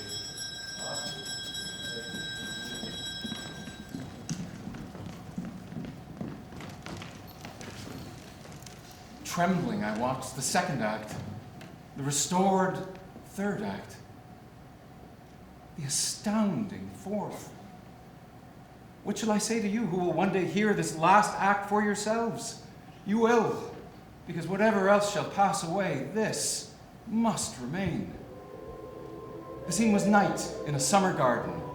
Pinprick stars gleamed down on shaking summer houses. Plotters glided behind pasteboard hedges. I saw a woman disguised in her maid's clothes hear her husband utter the first tender words he has offered her in years, only because he thinks she is her own servant. Could one catch a realer moment? And how, except in a net of pure artifice? The disguises of opera had been invented for Mozart. The final reconciliation, melted sight. Through my tears, I saw the emperor yawn.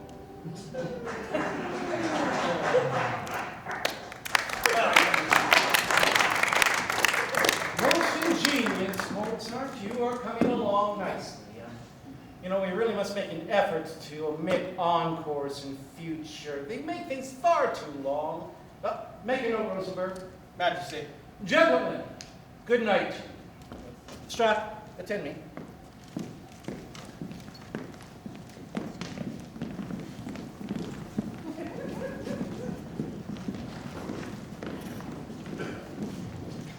Herr Salieri. Yes. What did you think of the piece? I think the piece is extraordinary. I think it is marvelous, yes. I'll tell you what it is. It's the best opera yet written. And no one else could have done it. No one else but me. Rosenberg is furious. You'll never forgive Mozart. He'll do anything to get back at him. So it wasn't hard to get the piece cancelled. I saw to it through the person of the resentful director that in the entire year, Figaro was played only 9 times. My defeat finally turned into a victory. And God's response to my challenge remained as inscrutable as ever. Was he taking any notice of me at all? Withdrawn! And no possibility of renewal. I commiserate with you, my friend, but if the public does not like one's work, one has to accept the fact gracefully. And certainly they didn't. It's too complicated. Too tiresome. All those weird harmonies. And never would bang at the end of songs so you know when to bang. Obviously, I would not need to plot too hard against his operas in the future. I must concentrate on the man. I decided to see him as much as possible, to learn all I could of his weaknesses. I'll go to England. England loves music. That is the answer. We were yet again in the library of the Baroness Waldstein. That room fated to be the scene of ghastly encounters between us. Again, too, the compensating crema al mascarpone. I was there when I was a boy. They absolutely adored me. I've had more kisses than you've had cakes. When I was a child, people loved me. Perhaps they will again. Why don't you go to London and try? Because I have a wife and a child and no money. I wrote to my father, begging him to take the boy off my hands for a few months so I could go, and he refused me. He's a bitter man, you know. Deep down under everything. After he was done showing me off to all of Europe, he never went anywhere himself. Just stayed up in Salzburg year after year, kissing the ring of the farts bishop and lecturing me. He's jealous, you know. He's jealous, really. That's it. He'll never forgive me for being cleverer than he is. I'll let you in on a secret. Leopold Mozart is a jealous, bitter, dried-up old turd. And I actually despise him. Leopold Mozart. Leopold Mozart. Leopold Mozart is dead.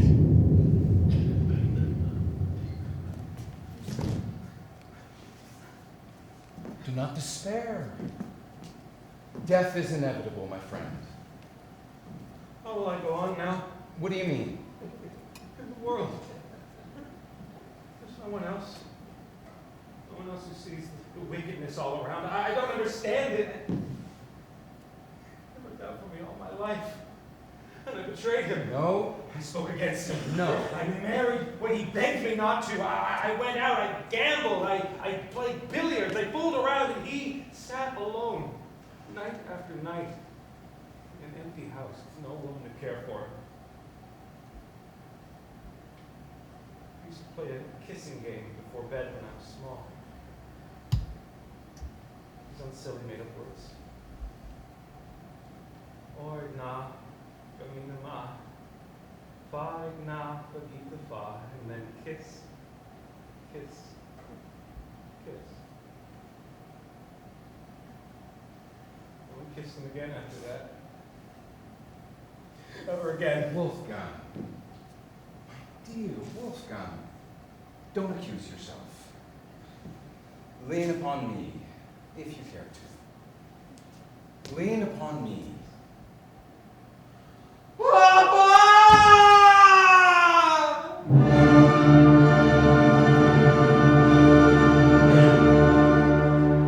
And so rose the ghost father in his next opera, Don Giovanni.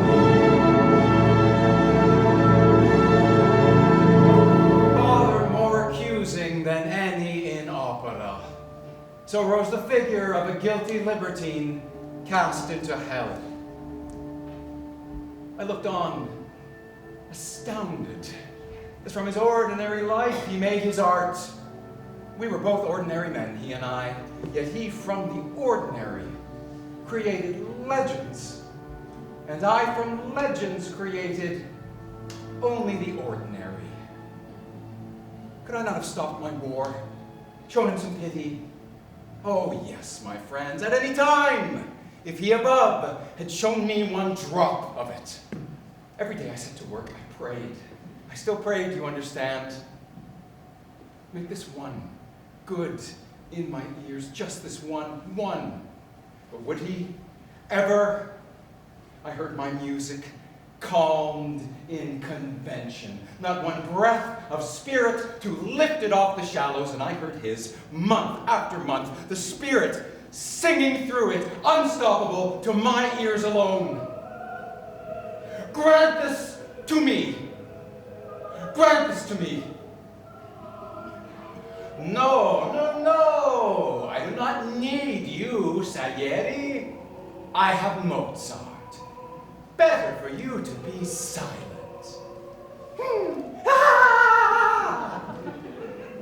The creature's gleeful snigger was the laughter of God. I had to stop it. But how? Destitution. Reduce the man to destitution. Starve out the God. How do you fare today? Badly. I have no money, no prospect of any. It would not be too hard, surely. We must find him a post. One danger, the Emperor. There is nothing available, Majesty. Well, there's chamber composer now that Gluck is dead. Mozart. To follow Gluck? I won't have him say I drove him away. You know what a tongue he has.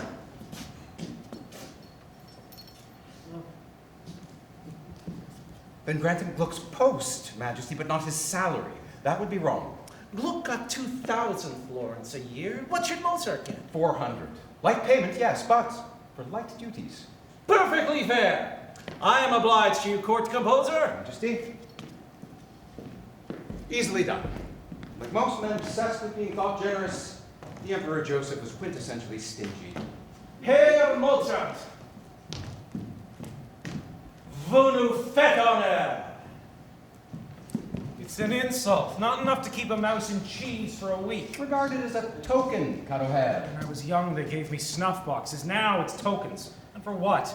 Twang twang for contradances? Pum pum for fireworks? I'm sorry. It's made you angry. I'd not have suggested it. If I'd known, you'd be distressed. You suggested it? I regret that I was not able to do more. Oh, forgive me, sir. You're a good man. I see that now. A truly kind man. And I'm a monstrous fool. No, please. You make me ashamed, you excellent man. No. S'il vous plaît. A little less enthusiasm, I beg you. I shall see you again soon. Oh, please. Why not visit me? I will, I promise. Benne. Benne. My friend. My new friend. Now, if ever, was the moment for God to crush me. I waited. And you know what happened? I had just ruined Mozart's career at court. God rewarded me by granting me my dearest wish. Kapellmeister Bono. Kapellmeister Bono. Kapellmeister Bono is dead. You are appointed By royal decree. to fill his place. First Royal and Imperial Kapellmeister to our court. Bravo! Bravo.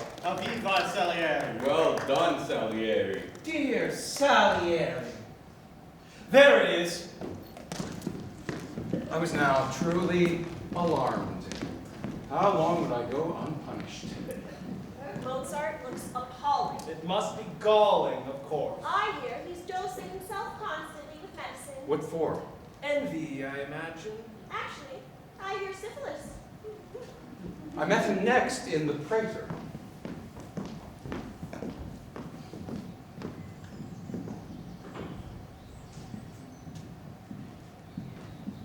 Congratulations, sir. I thank you, and to you both. Clearly there had been a change for the worse. His eyes gleamed oddly, like a dog when the light catches. I hear that you're not well, my friend. It's nothing, just a few aches and pains, and I do not sleep well often. Really? I tend to have dreams every night. Wolfer. Dreams? What kind? Do you mean nightmares? Not now, dear. No, please, tell me. It's always the same one. A looming figure comes to me, wrapped all in gray. He's doing this. Has no face. What do you suppose that means? Surely you don't believe in dreams? No, of course not. Really? Surely you do not, madame? I never dream, sir. Things are unpleasant enough to me awake. It's all fancy, of course. If Wolfgang had proper work, he might dream less. First, Kapellmeister. Stanzi, please! All right, sir. You're well enough. Come, Stanzi.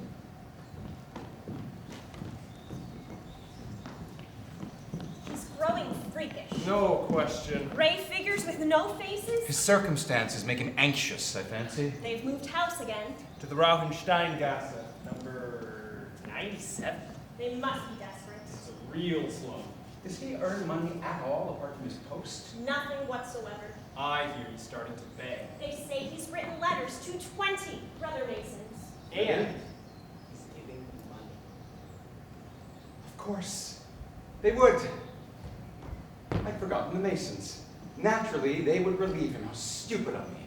There could be no finally starving him with the Masons there to help. As long as he asked, they would keep supplying his wants. How could I stop it? And quickly. Lord Fume is most displeased with him. Is he?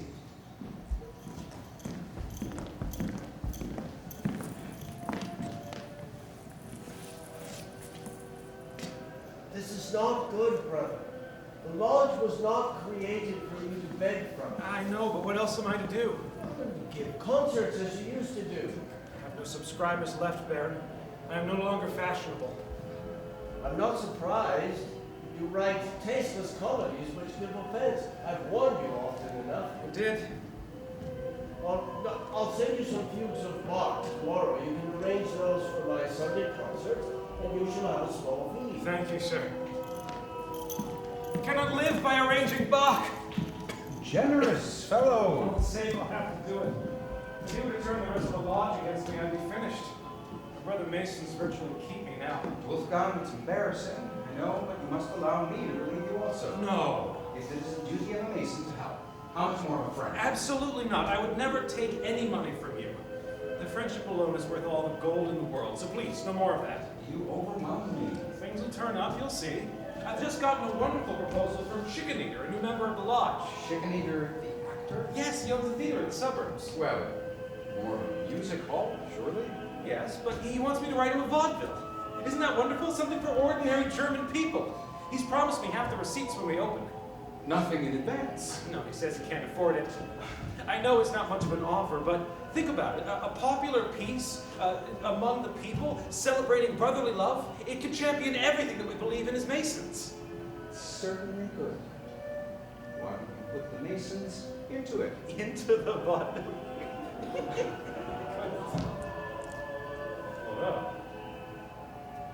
Idea. Our rituals are secret, Wolfgang. I needn't copy them down exactly. I just adapt them a little bit. Well, it would certainly be in a great cause. Brotherly love. Brotherly love.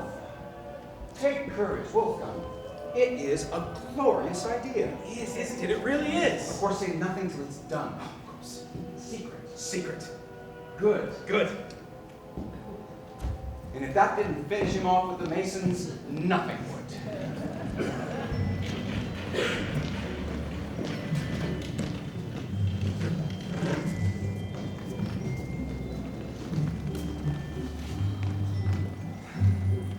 Mozart is delighted with himself. He's writing a secret. He won't tell anyone it's me. It's really too tiresome. He told me. He told me everything. Initiation ceremonies, ceremonies with blindfolds, all rituals copied from the Masons. He sat at home preparing his own destruction. A home where life grew daily more grim. I'm cold. I'm cold all day. Hardly surprising since we had no firewood. My father was right. We end exactly as he said we would. Beggars. It's all his fault. Papa's? He kept you a baby all your life. I don't understand. You always loved Papa. I did? Yes, you told me so many times. I hated him. What? And he hated me. That's ridiculous. He loved us both very much. You're being extremely silly now. Am I? Yes, you are, little wife of my heart. Do you want to know what I really thought of your father? Do you remember the fire we had last night because it was so cold you couldn't get the ink wet? What a blaze, you said. What a blaze. All of those old papers going up. Well, my dear, those old papers were just all of your father's letters. What?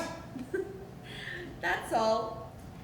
Every one he wrote since the day we were married. Stancy. All the letters about what a ninny I am, what a bad housekeeper I am. Stancy! Shit on him. Shit on him! Bitch! At least he kept us warm. What else will do that? Perhaps we should dance. Dance to keep warm. You love to dance, Wolfer. Write me a contradance, Mozart. It's your job to write dances, isn't it?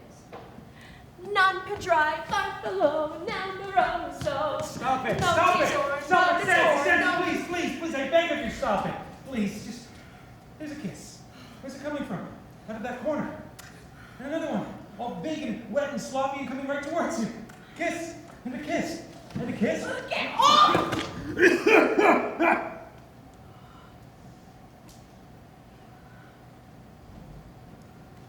I'm scared, Stancy.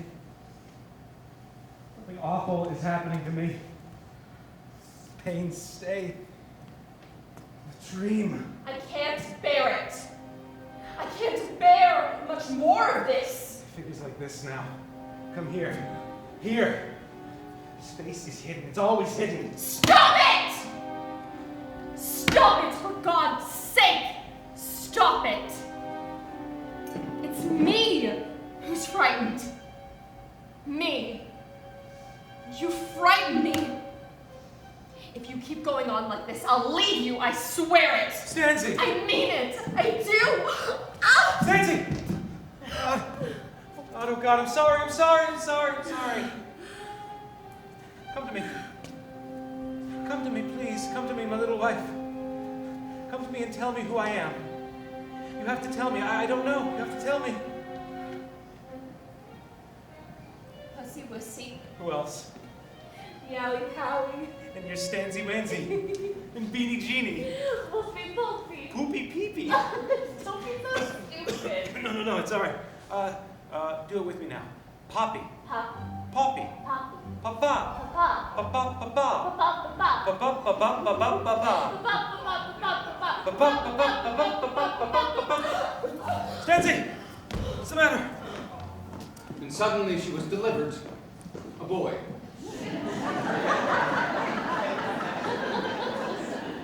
Poor little him. To be born to that couple. In that room. With that money. And the father of baby himself.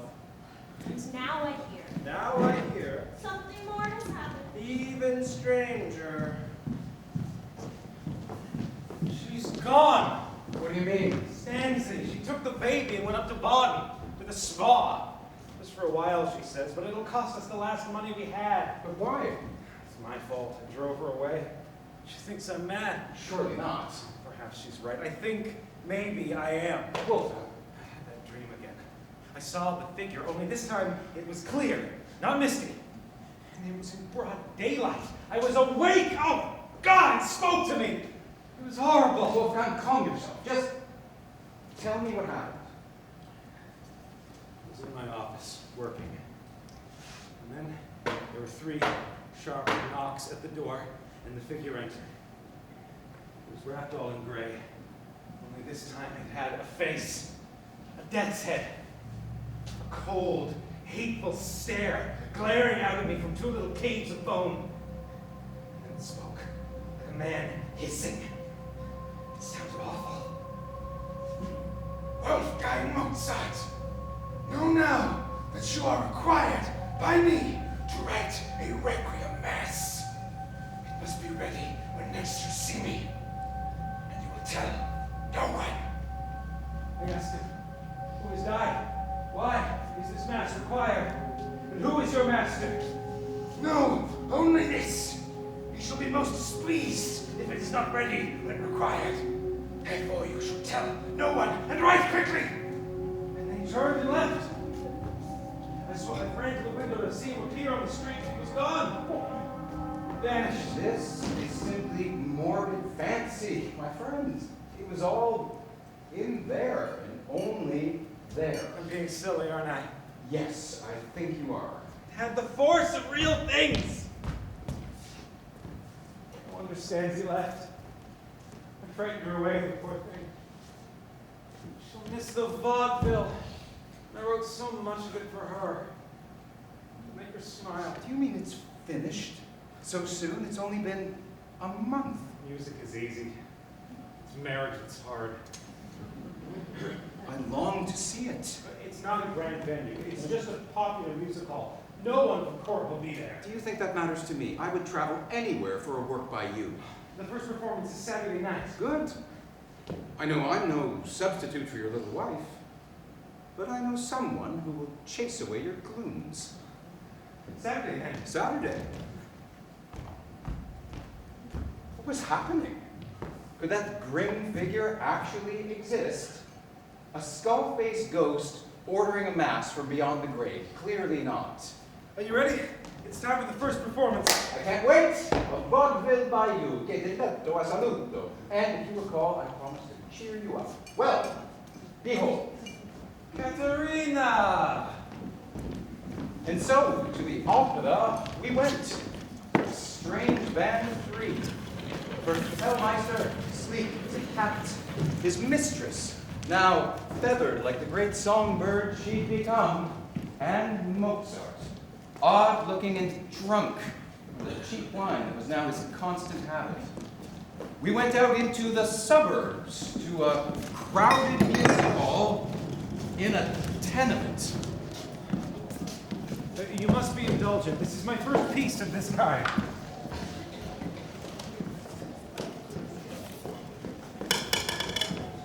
We sat as he wished us to among ordinary Germans. The smell of sweat and sausage was almost annihilating. This is so exciting. You really think so? Oh yes, this is exactly the audience we should be writing for, not the dreary court. As always, you show the way. As always, he did. My pungent neighbors rolled on their benches at the jokes. And I in their midst heard the magic flute. He had put the masons into it right enough. Oh, yes, but how? He had turned them into a secret order of priests. I heard voices calling out of ancient temples. I saw a vast sun rise on a timeless land where animals danced and children floated. And in that sun, behold, I saw his father. No more an accusing figure, but forgiving. The highest priest of the order. His hands extended to the world in love. Mozart feared Leopold no longer. A final legend had been made. And oh, the sound of that newfound peace in him, so tender, so serene. There was the magic flute, there beside me. How could this be? In the face of all I had done to him, was this his response to all my injuries? These priceless sighs of exaltation. Wolfgang. Mozart! Baron, how wonderful for you to be here. I had, of course, suggested. What have you done, sir? You have put our rituals into a vulgar show. No, sir. They're all there for everyone to see and to laugh at. You have betrayed the order. Baron, a word with you? Don't speak for him, Salieri. You were always a crude vulgarian we hoped to mend. Stupid, hopeless task. And now you're a betrayer as well? I shall never forgive you, and depend upon it, I shall ensure that no Freemason or person of distinction will do so in Vienna as long as I have life. Baron, please, No, sir! Leave alone! I did not look for this reward, Mozart. Never speak to me!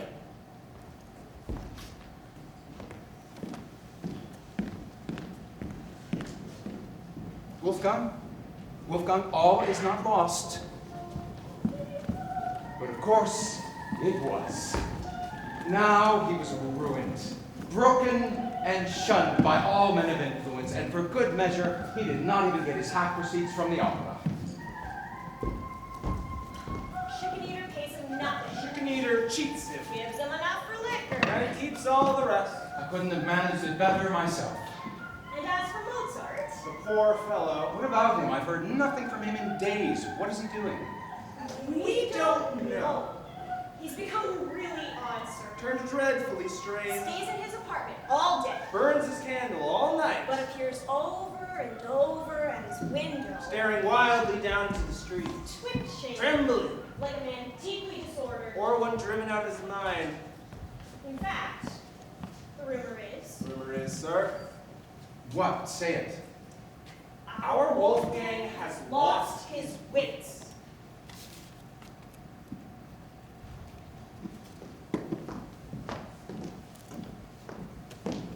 Was it true? Could it be possible? Madness? I'd never thought of that. Him retreating into that terrible refuge. Yet there would lie my victory. Loss of wits must surely mean loss of talent. Triumph surged up through me. He was disarmed at last. And at that same moment came chill. Deep spreading chill. Was this what I had actually done? Driven a man mad? I had to know. See for myself. Spy on him unseen. Immediately, I couldn't keep away.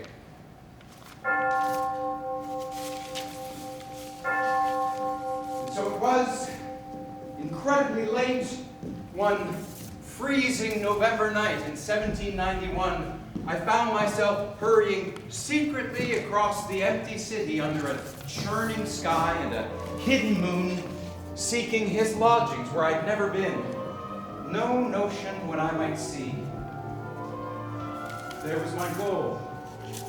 That dingy alley. Rochensteingasse. Only one window alight above me. Stealthily, I stationed myself to watch it from the shadows below. But instantly, as if sensing me, he appeared. A drawn face, distorted by fear, staring straight down at my motionless figure standing deep cloaked against the cold. A cry came faintly from behind the dirty glass, and through it his mouth began to shape frenzied words. More time. Time. Oh, please. I stood frozen in alarm, until suddenly, without warning, the moon sprang full out from behind a cloud and spilled its merciless light all down me. He saw clearly who it was, and there was nothing for it but to greet him cheerfully. With a gesture of pure relief, he flung open the casement and called down. Oh, how wonderful, signore! Come up and join the fun. There's nothing to eat, not even a bun. And alas and alack, there's nothing to drink but bottles and bottles and bottles of ink. Come, sir, ascend! Will-less, I climbed his stairs with stone feet. He was waiting at the top. Enter, sir, enter, 1,000 welcomes, Palazzo Amadeus. Now for the first time, I saw the place to which I had consigned him. Filthy chamber in total disorder. Empty bottles everywhere, discarded linen, and across the floor an inky pavement of fresh manuscripts stirring in icy gusts from ill-fitting windows. I knew at once what these must be. As for his face, it held a look I had never seen before. Not madness at all, but some deep, possessing physical sickness. Tell me, my friend, what brings you here so late? It is late, isn't it? I came to see you. I've been concerned. Let me ask you what you are doing. Surely you're not working at this hour? No, not really. Well, what is all this? Nothing. It's just it's silliness. A new piece. The Requiem. It's the Requiem, isn't it? I know. It's stupid. You said so yourself. The messenger isn't real. All the same, there's no point in taking chances, is there? If he were to suddenly appear and I had nothing to show for it, I'd look very foolish. Mind you, it's not nearly done. There was a time I could have done a Requiem in a week. Not anymore.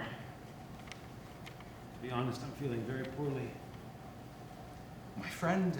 It's true. My body hurts all the time now. My head, my joints, and I know why. I've been poisoned. Poisoned? They say that the Masons poison those who offend them. I didn't mean that.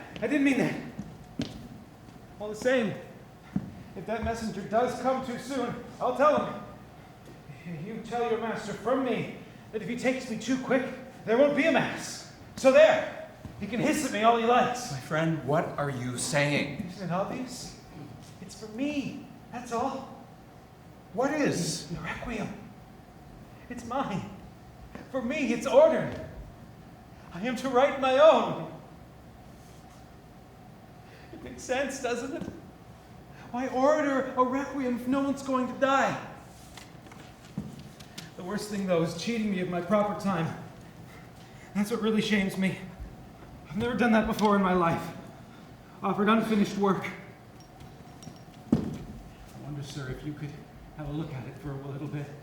Oblige me, please. Tell me if it's worthy. See, I can't tell anymore. Everything's leaving me. Now the sounds, they're going away. My hand is tired from writing. It can't catch the notes anymore. The Kyrie's done. The Kyrie and the Elysion. Together they make a double fugue. Father would be proud of that, at least. He'd say, no one but you could do it. No one but my son. Please?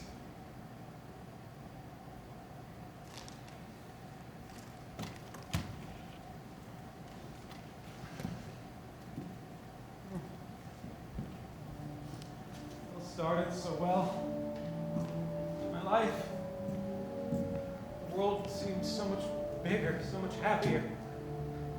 All those long journeys and the carriages and then the rooms full of smiles. Everyone smiled at me once. The king at Schönbrunn, the princess at Versailles. They lit my way personally to the keyboard. My father bowing with pride. Chevalier Mozart, my miraculous son. Why is it all gone? Was I so wicked? Where must I go? Oh God, it's bad. It's bad, isn't it? It's bad. Bad. It will help the ages to mourn. Oh, grazie, signore. What could I say? My shaking hands I held. A terrible contradiction that only art can show. Something immortal, stinking of death, indestructible yet rotting. Suddenly, I was seized by an overwhelming horror. Bless you. Who is this for? This appalling music. Not himself. Of course not himself. What need to mourn a man who will live forever? I bless you, signore. Who then? I can't believe you came here. You sought me out. No one seeks me out, not anymore. Only you. My one protector. Antonio. I stood there, his despairing mass sounding over and over in my head, its gigantic lamentation, and knew absolutely who it was for. The boy, that eager boy who once stumbled around the fields of Lombardy, singing up his anthems to his Lord. In 10 years of unrelenting spite, I had destroyed myself. And then any feelings left uncorrupted in me rose up crying, end this. Before it is too late, confess. Confess to him, get from him whatever absolution he can possibly grant. He alone, the creature you have broken. How else can you live on after?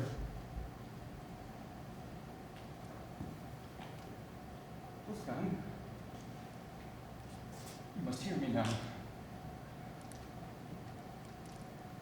You are right. You are poisoned. It is true. What do you mean? By me. No one else. We are both poisoned. Both together. I don't understand. Both. With each other. Forgive me, sir. I'm stupid sometimes. You with me, I with you. Si, tutti due. Tutti due. I eat. What God gives me, dose after dose, for all of life, his poison.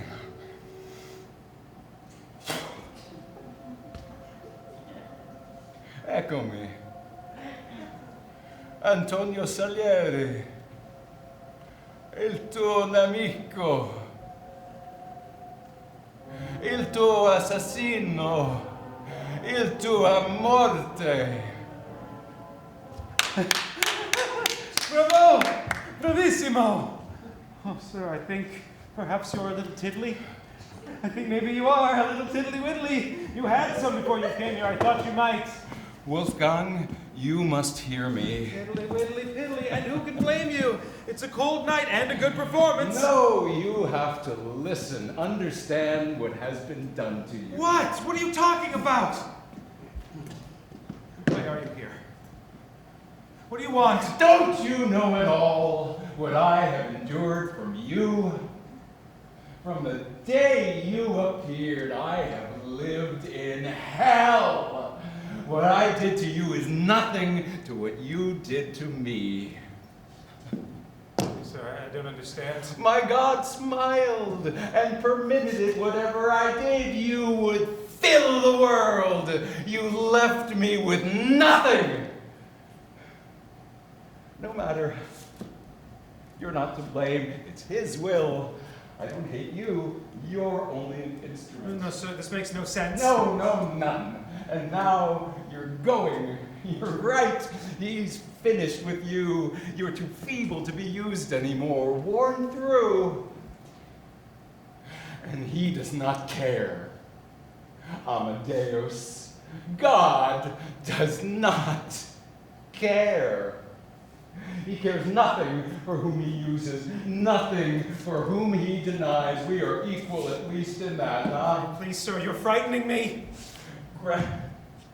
Be merciful, therefore, show mercy because we can.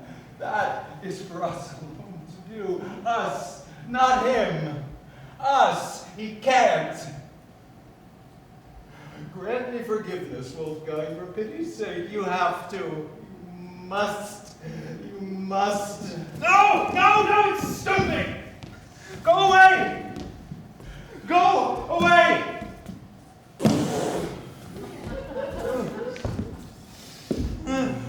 Wolfgang, hear me one last time.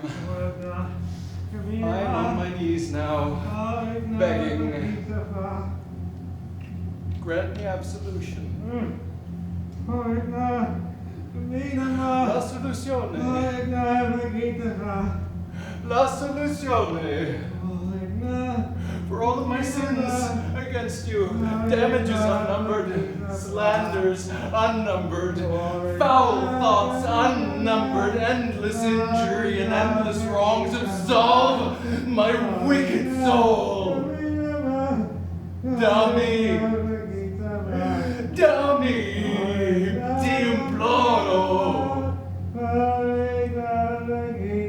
Amadeus.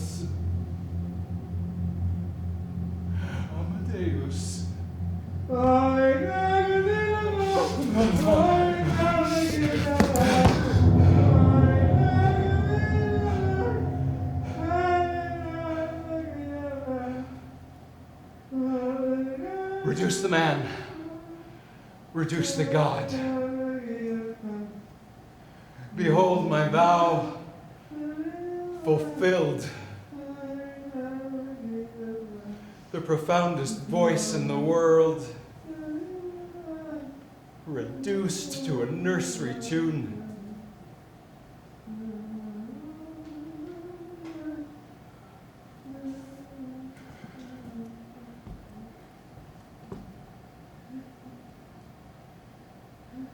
So finally I left, refused, unheard.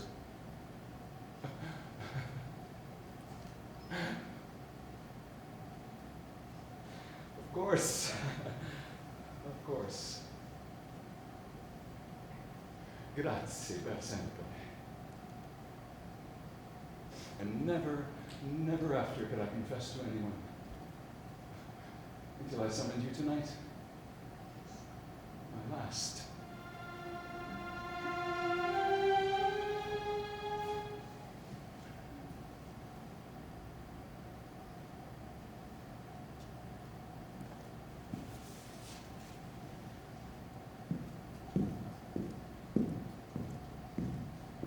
Wolfie, I'm back.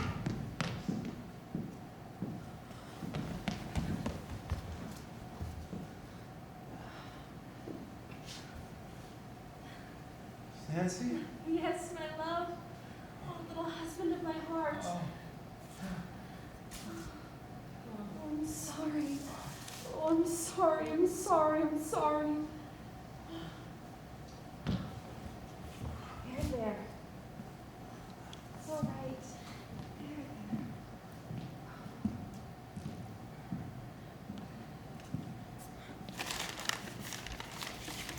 There. Salieri has killed me. Yes, my dear. He did. He told me so himself. Yes, I'm sure. He did.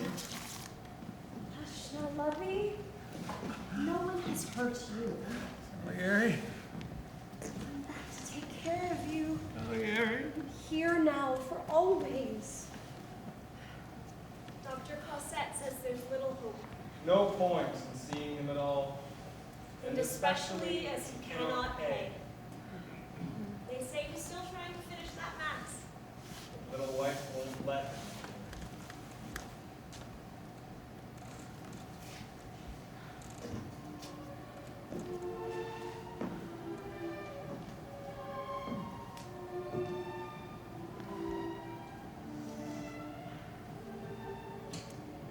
Can you hear me? Try to, Wolfer. Wolfie Pulfy. Try to hear. If I've been a bore, if I've nagged a bit about money, it didn't mean anything. It's only because I'm spoiled. You spoil me, Lovey. You've got to get well, Wolfie. Because we need you. Carl and baby Franz as well. There's only 3 of us. We don't cost much. Just don't leave us. We wouldn't know what to do without you.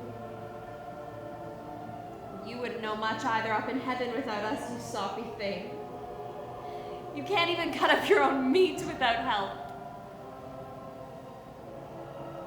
I'm not clever, Lovey. It can't have been easy living with a goose. But I've looked after you. You must admit that. And I've given you fun, too. Quite a lot, really. Are you listening to me?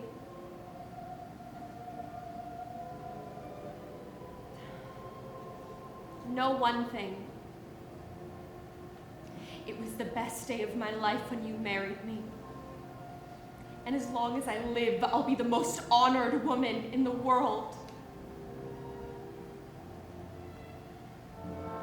Can you hear me? Can you hear me?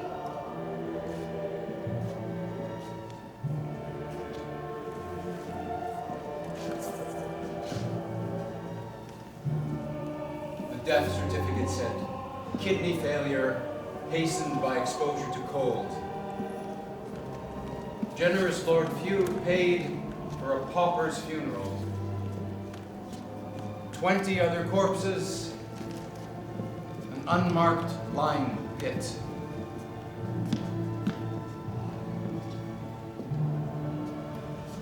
What I can spare you shall have for the children. There's no need to waste it on vain show.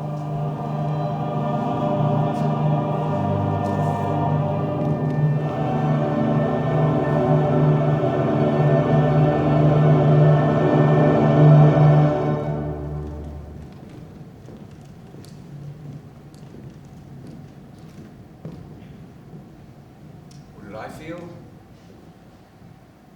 Pity. Pity at last for the man I helped to destroy. I felt the pity my God can never feel. I weakened God's flute to a thinness God blew, as he must, without cease. The flute split in the mouth of his insatiable need. As for Constanza, in the fullness of time, she married again. A Danish diplomat, as dull as a clock. He retired to Salzburg, the birthplace of the great composer, to become the pious keeper of his shrine.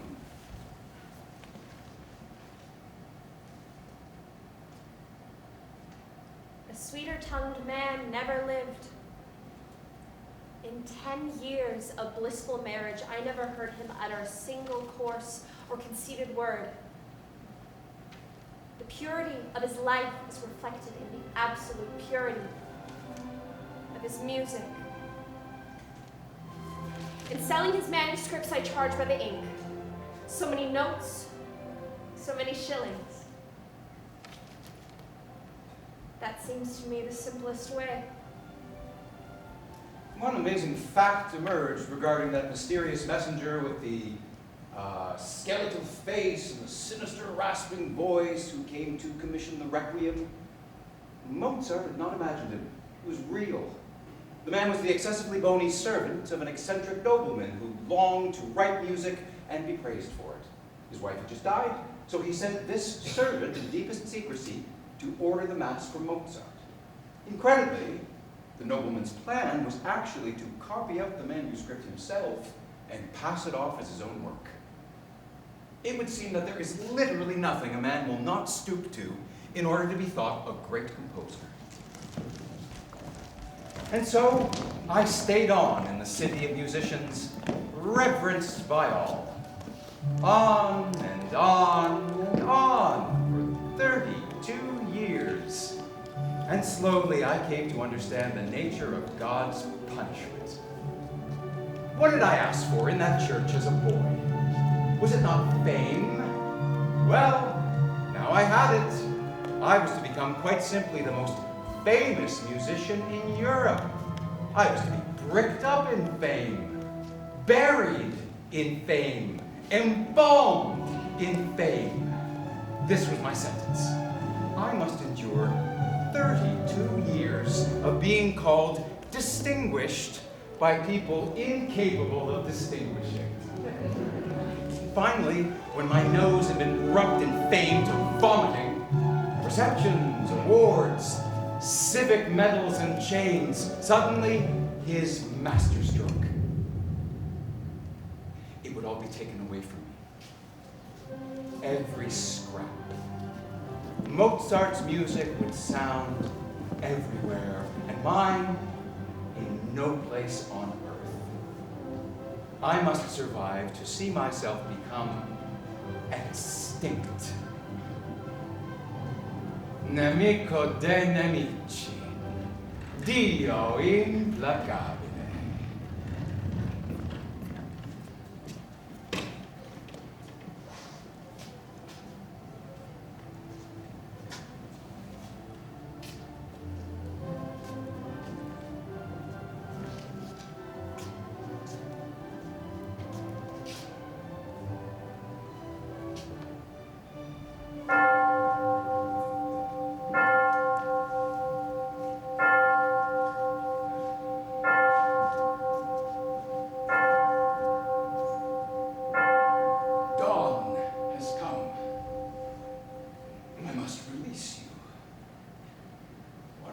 Violence, and it is over.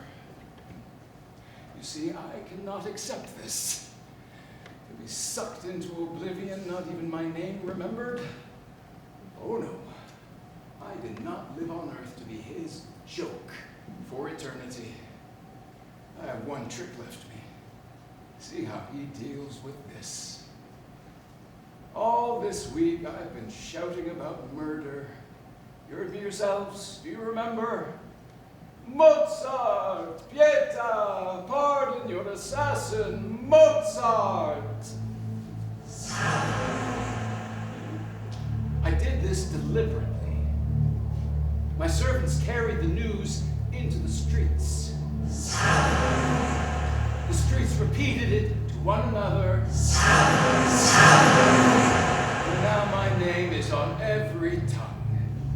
Vienna, city of scandal, finally has a scandal worthy of it at last.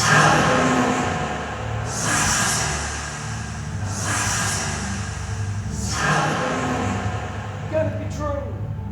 Is it possible? Did he do it after all? Well, my friends, now they all will know for sure. They will learn of my dreadful death and believe the lie forever. After tonight, whenever men speak of Mozart's name with love, they will speak mine with loathing. As his name grows in the world, so will mine, if not in fame, then in infamy. I'm going to be immortal after all, and he will be powerless to prevent that. So, signore, see now if man is mocked.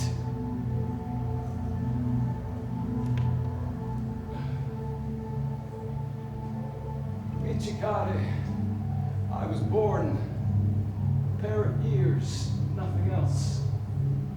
It is only through hearing music that I know God exists. Only through writing music that I could worship. All around me, men hunger for general rights. I hungered only for particular notes. They seek liberty for mankind. I sought only slavery for myself, to be owned, ordered, exhausted by an absolute. Music. This was denied me, and with it, all meaning. Now I go to become a ghost myself. I will stand in the shadows when you come here to this earth in your turns. And when you feel the dreadful bite of your failures, and hear the taunting of uncaring, unattainable God, I will whisper my name to you. Antonio Salieri, patron saint of mediocrities. And in the depth of your downcastness, you can pray to me, and I will forgive you. Vi saluto.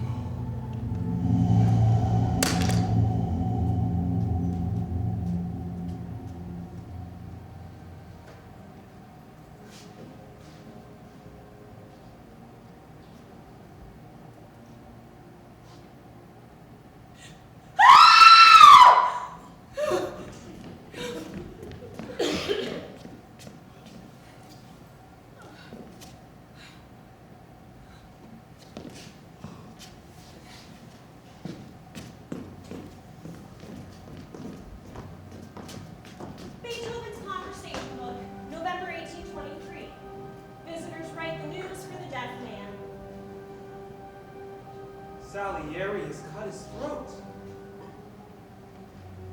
but is still alive.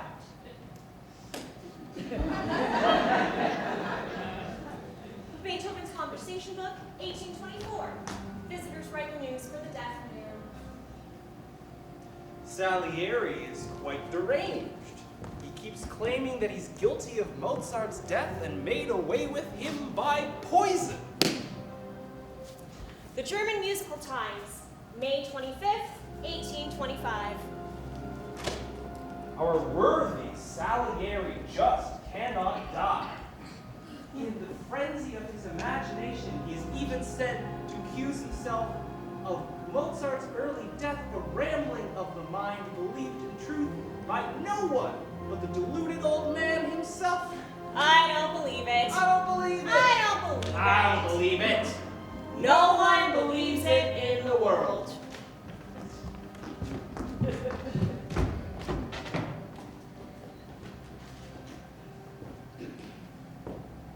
Mediocrities everywhere. Now and to come, I absolve you all. Amen.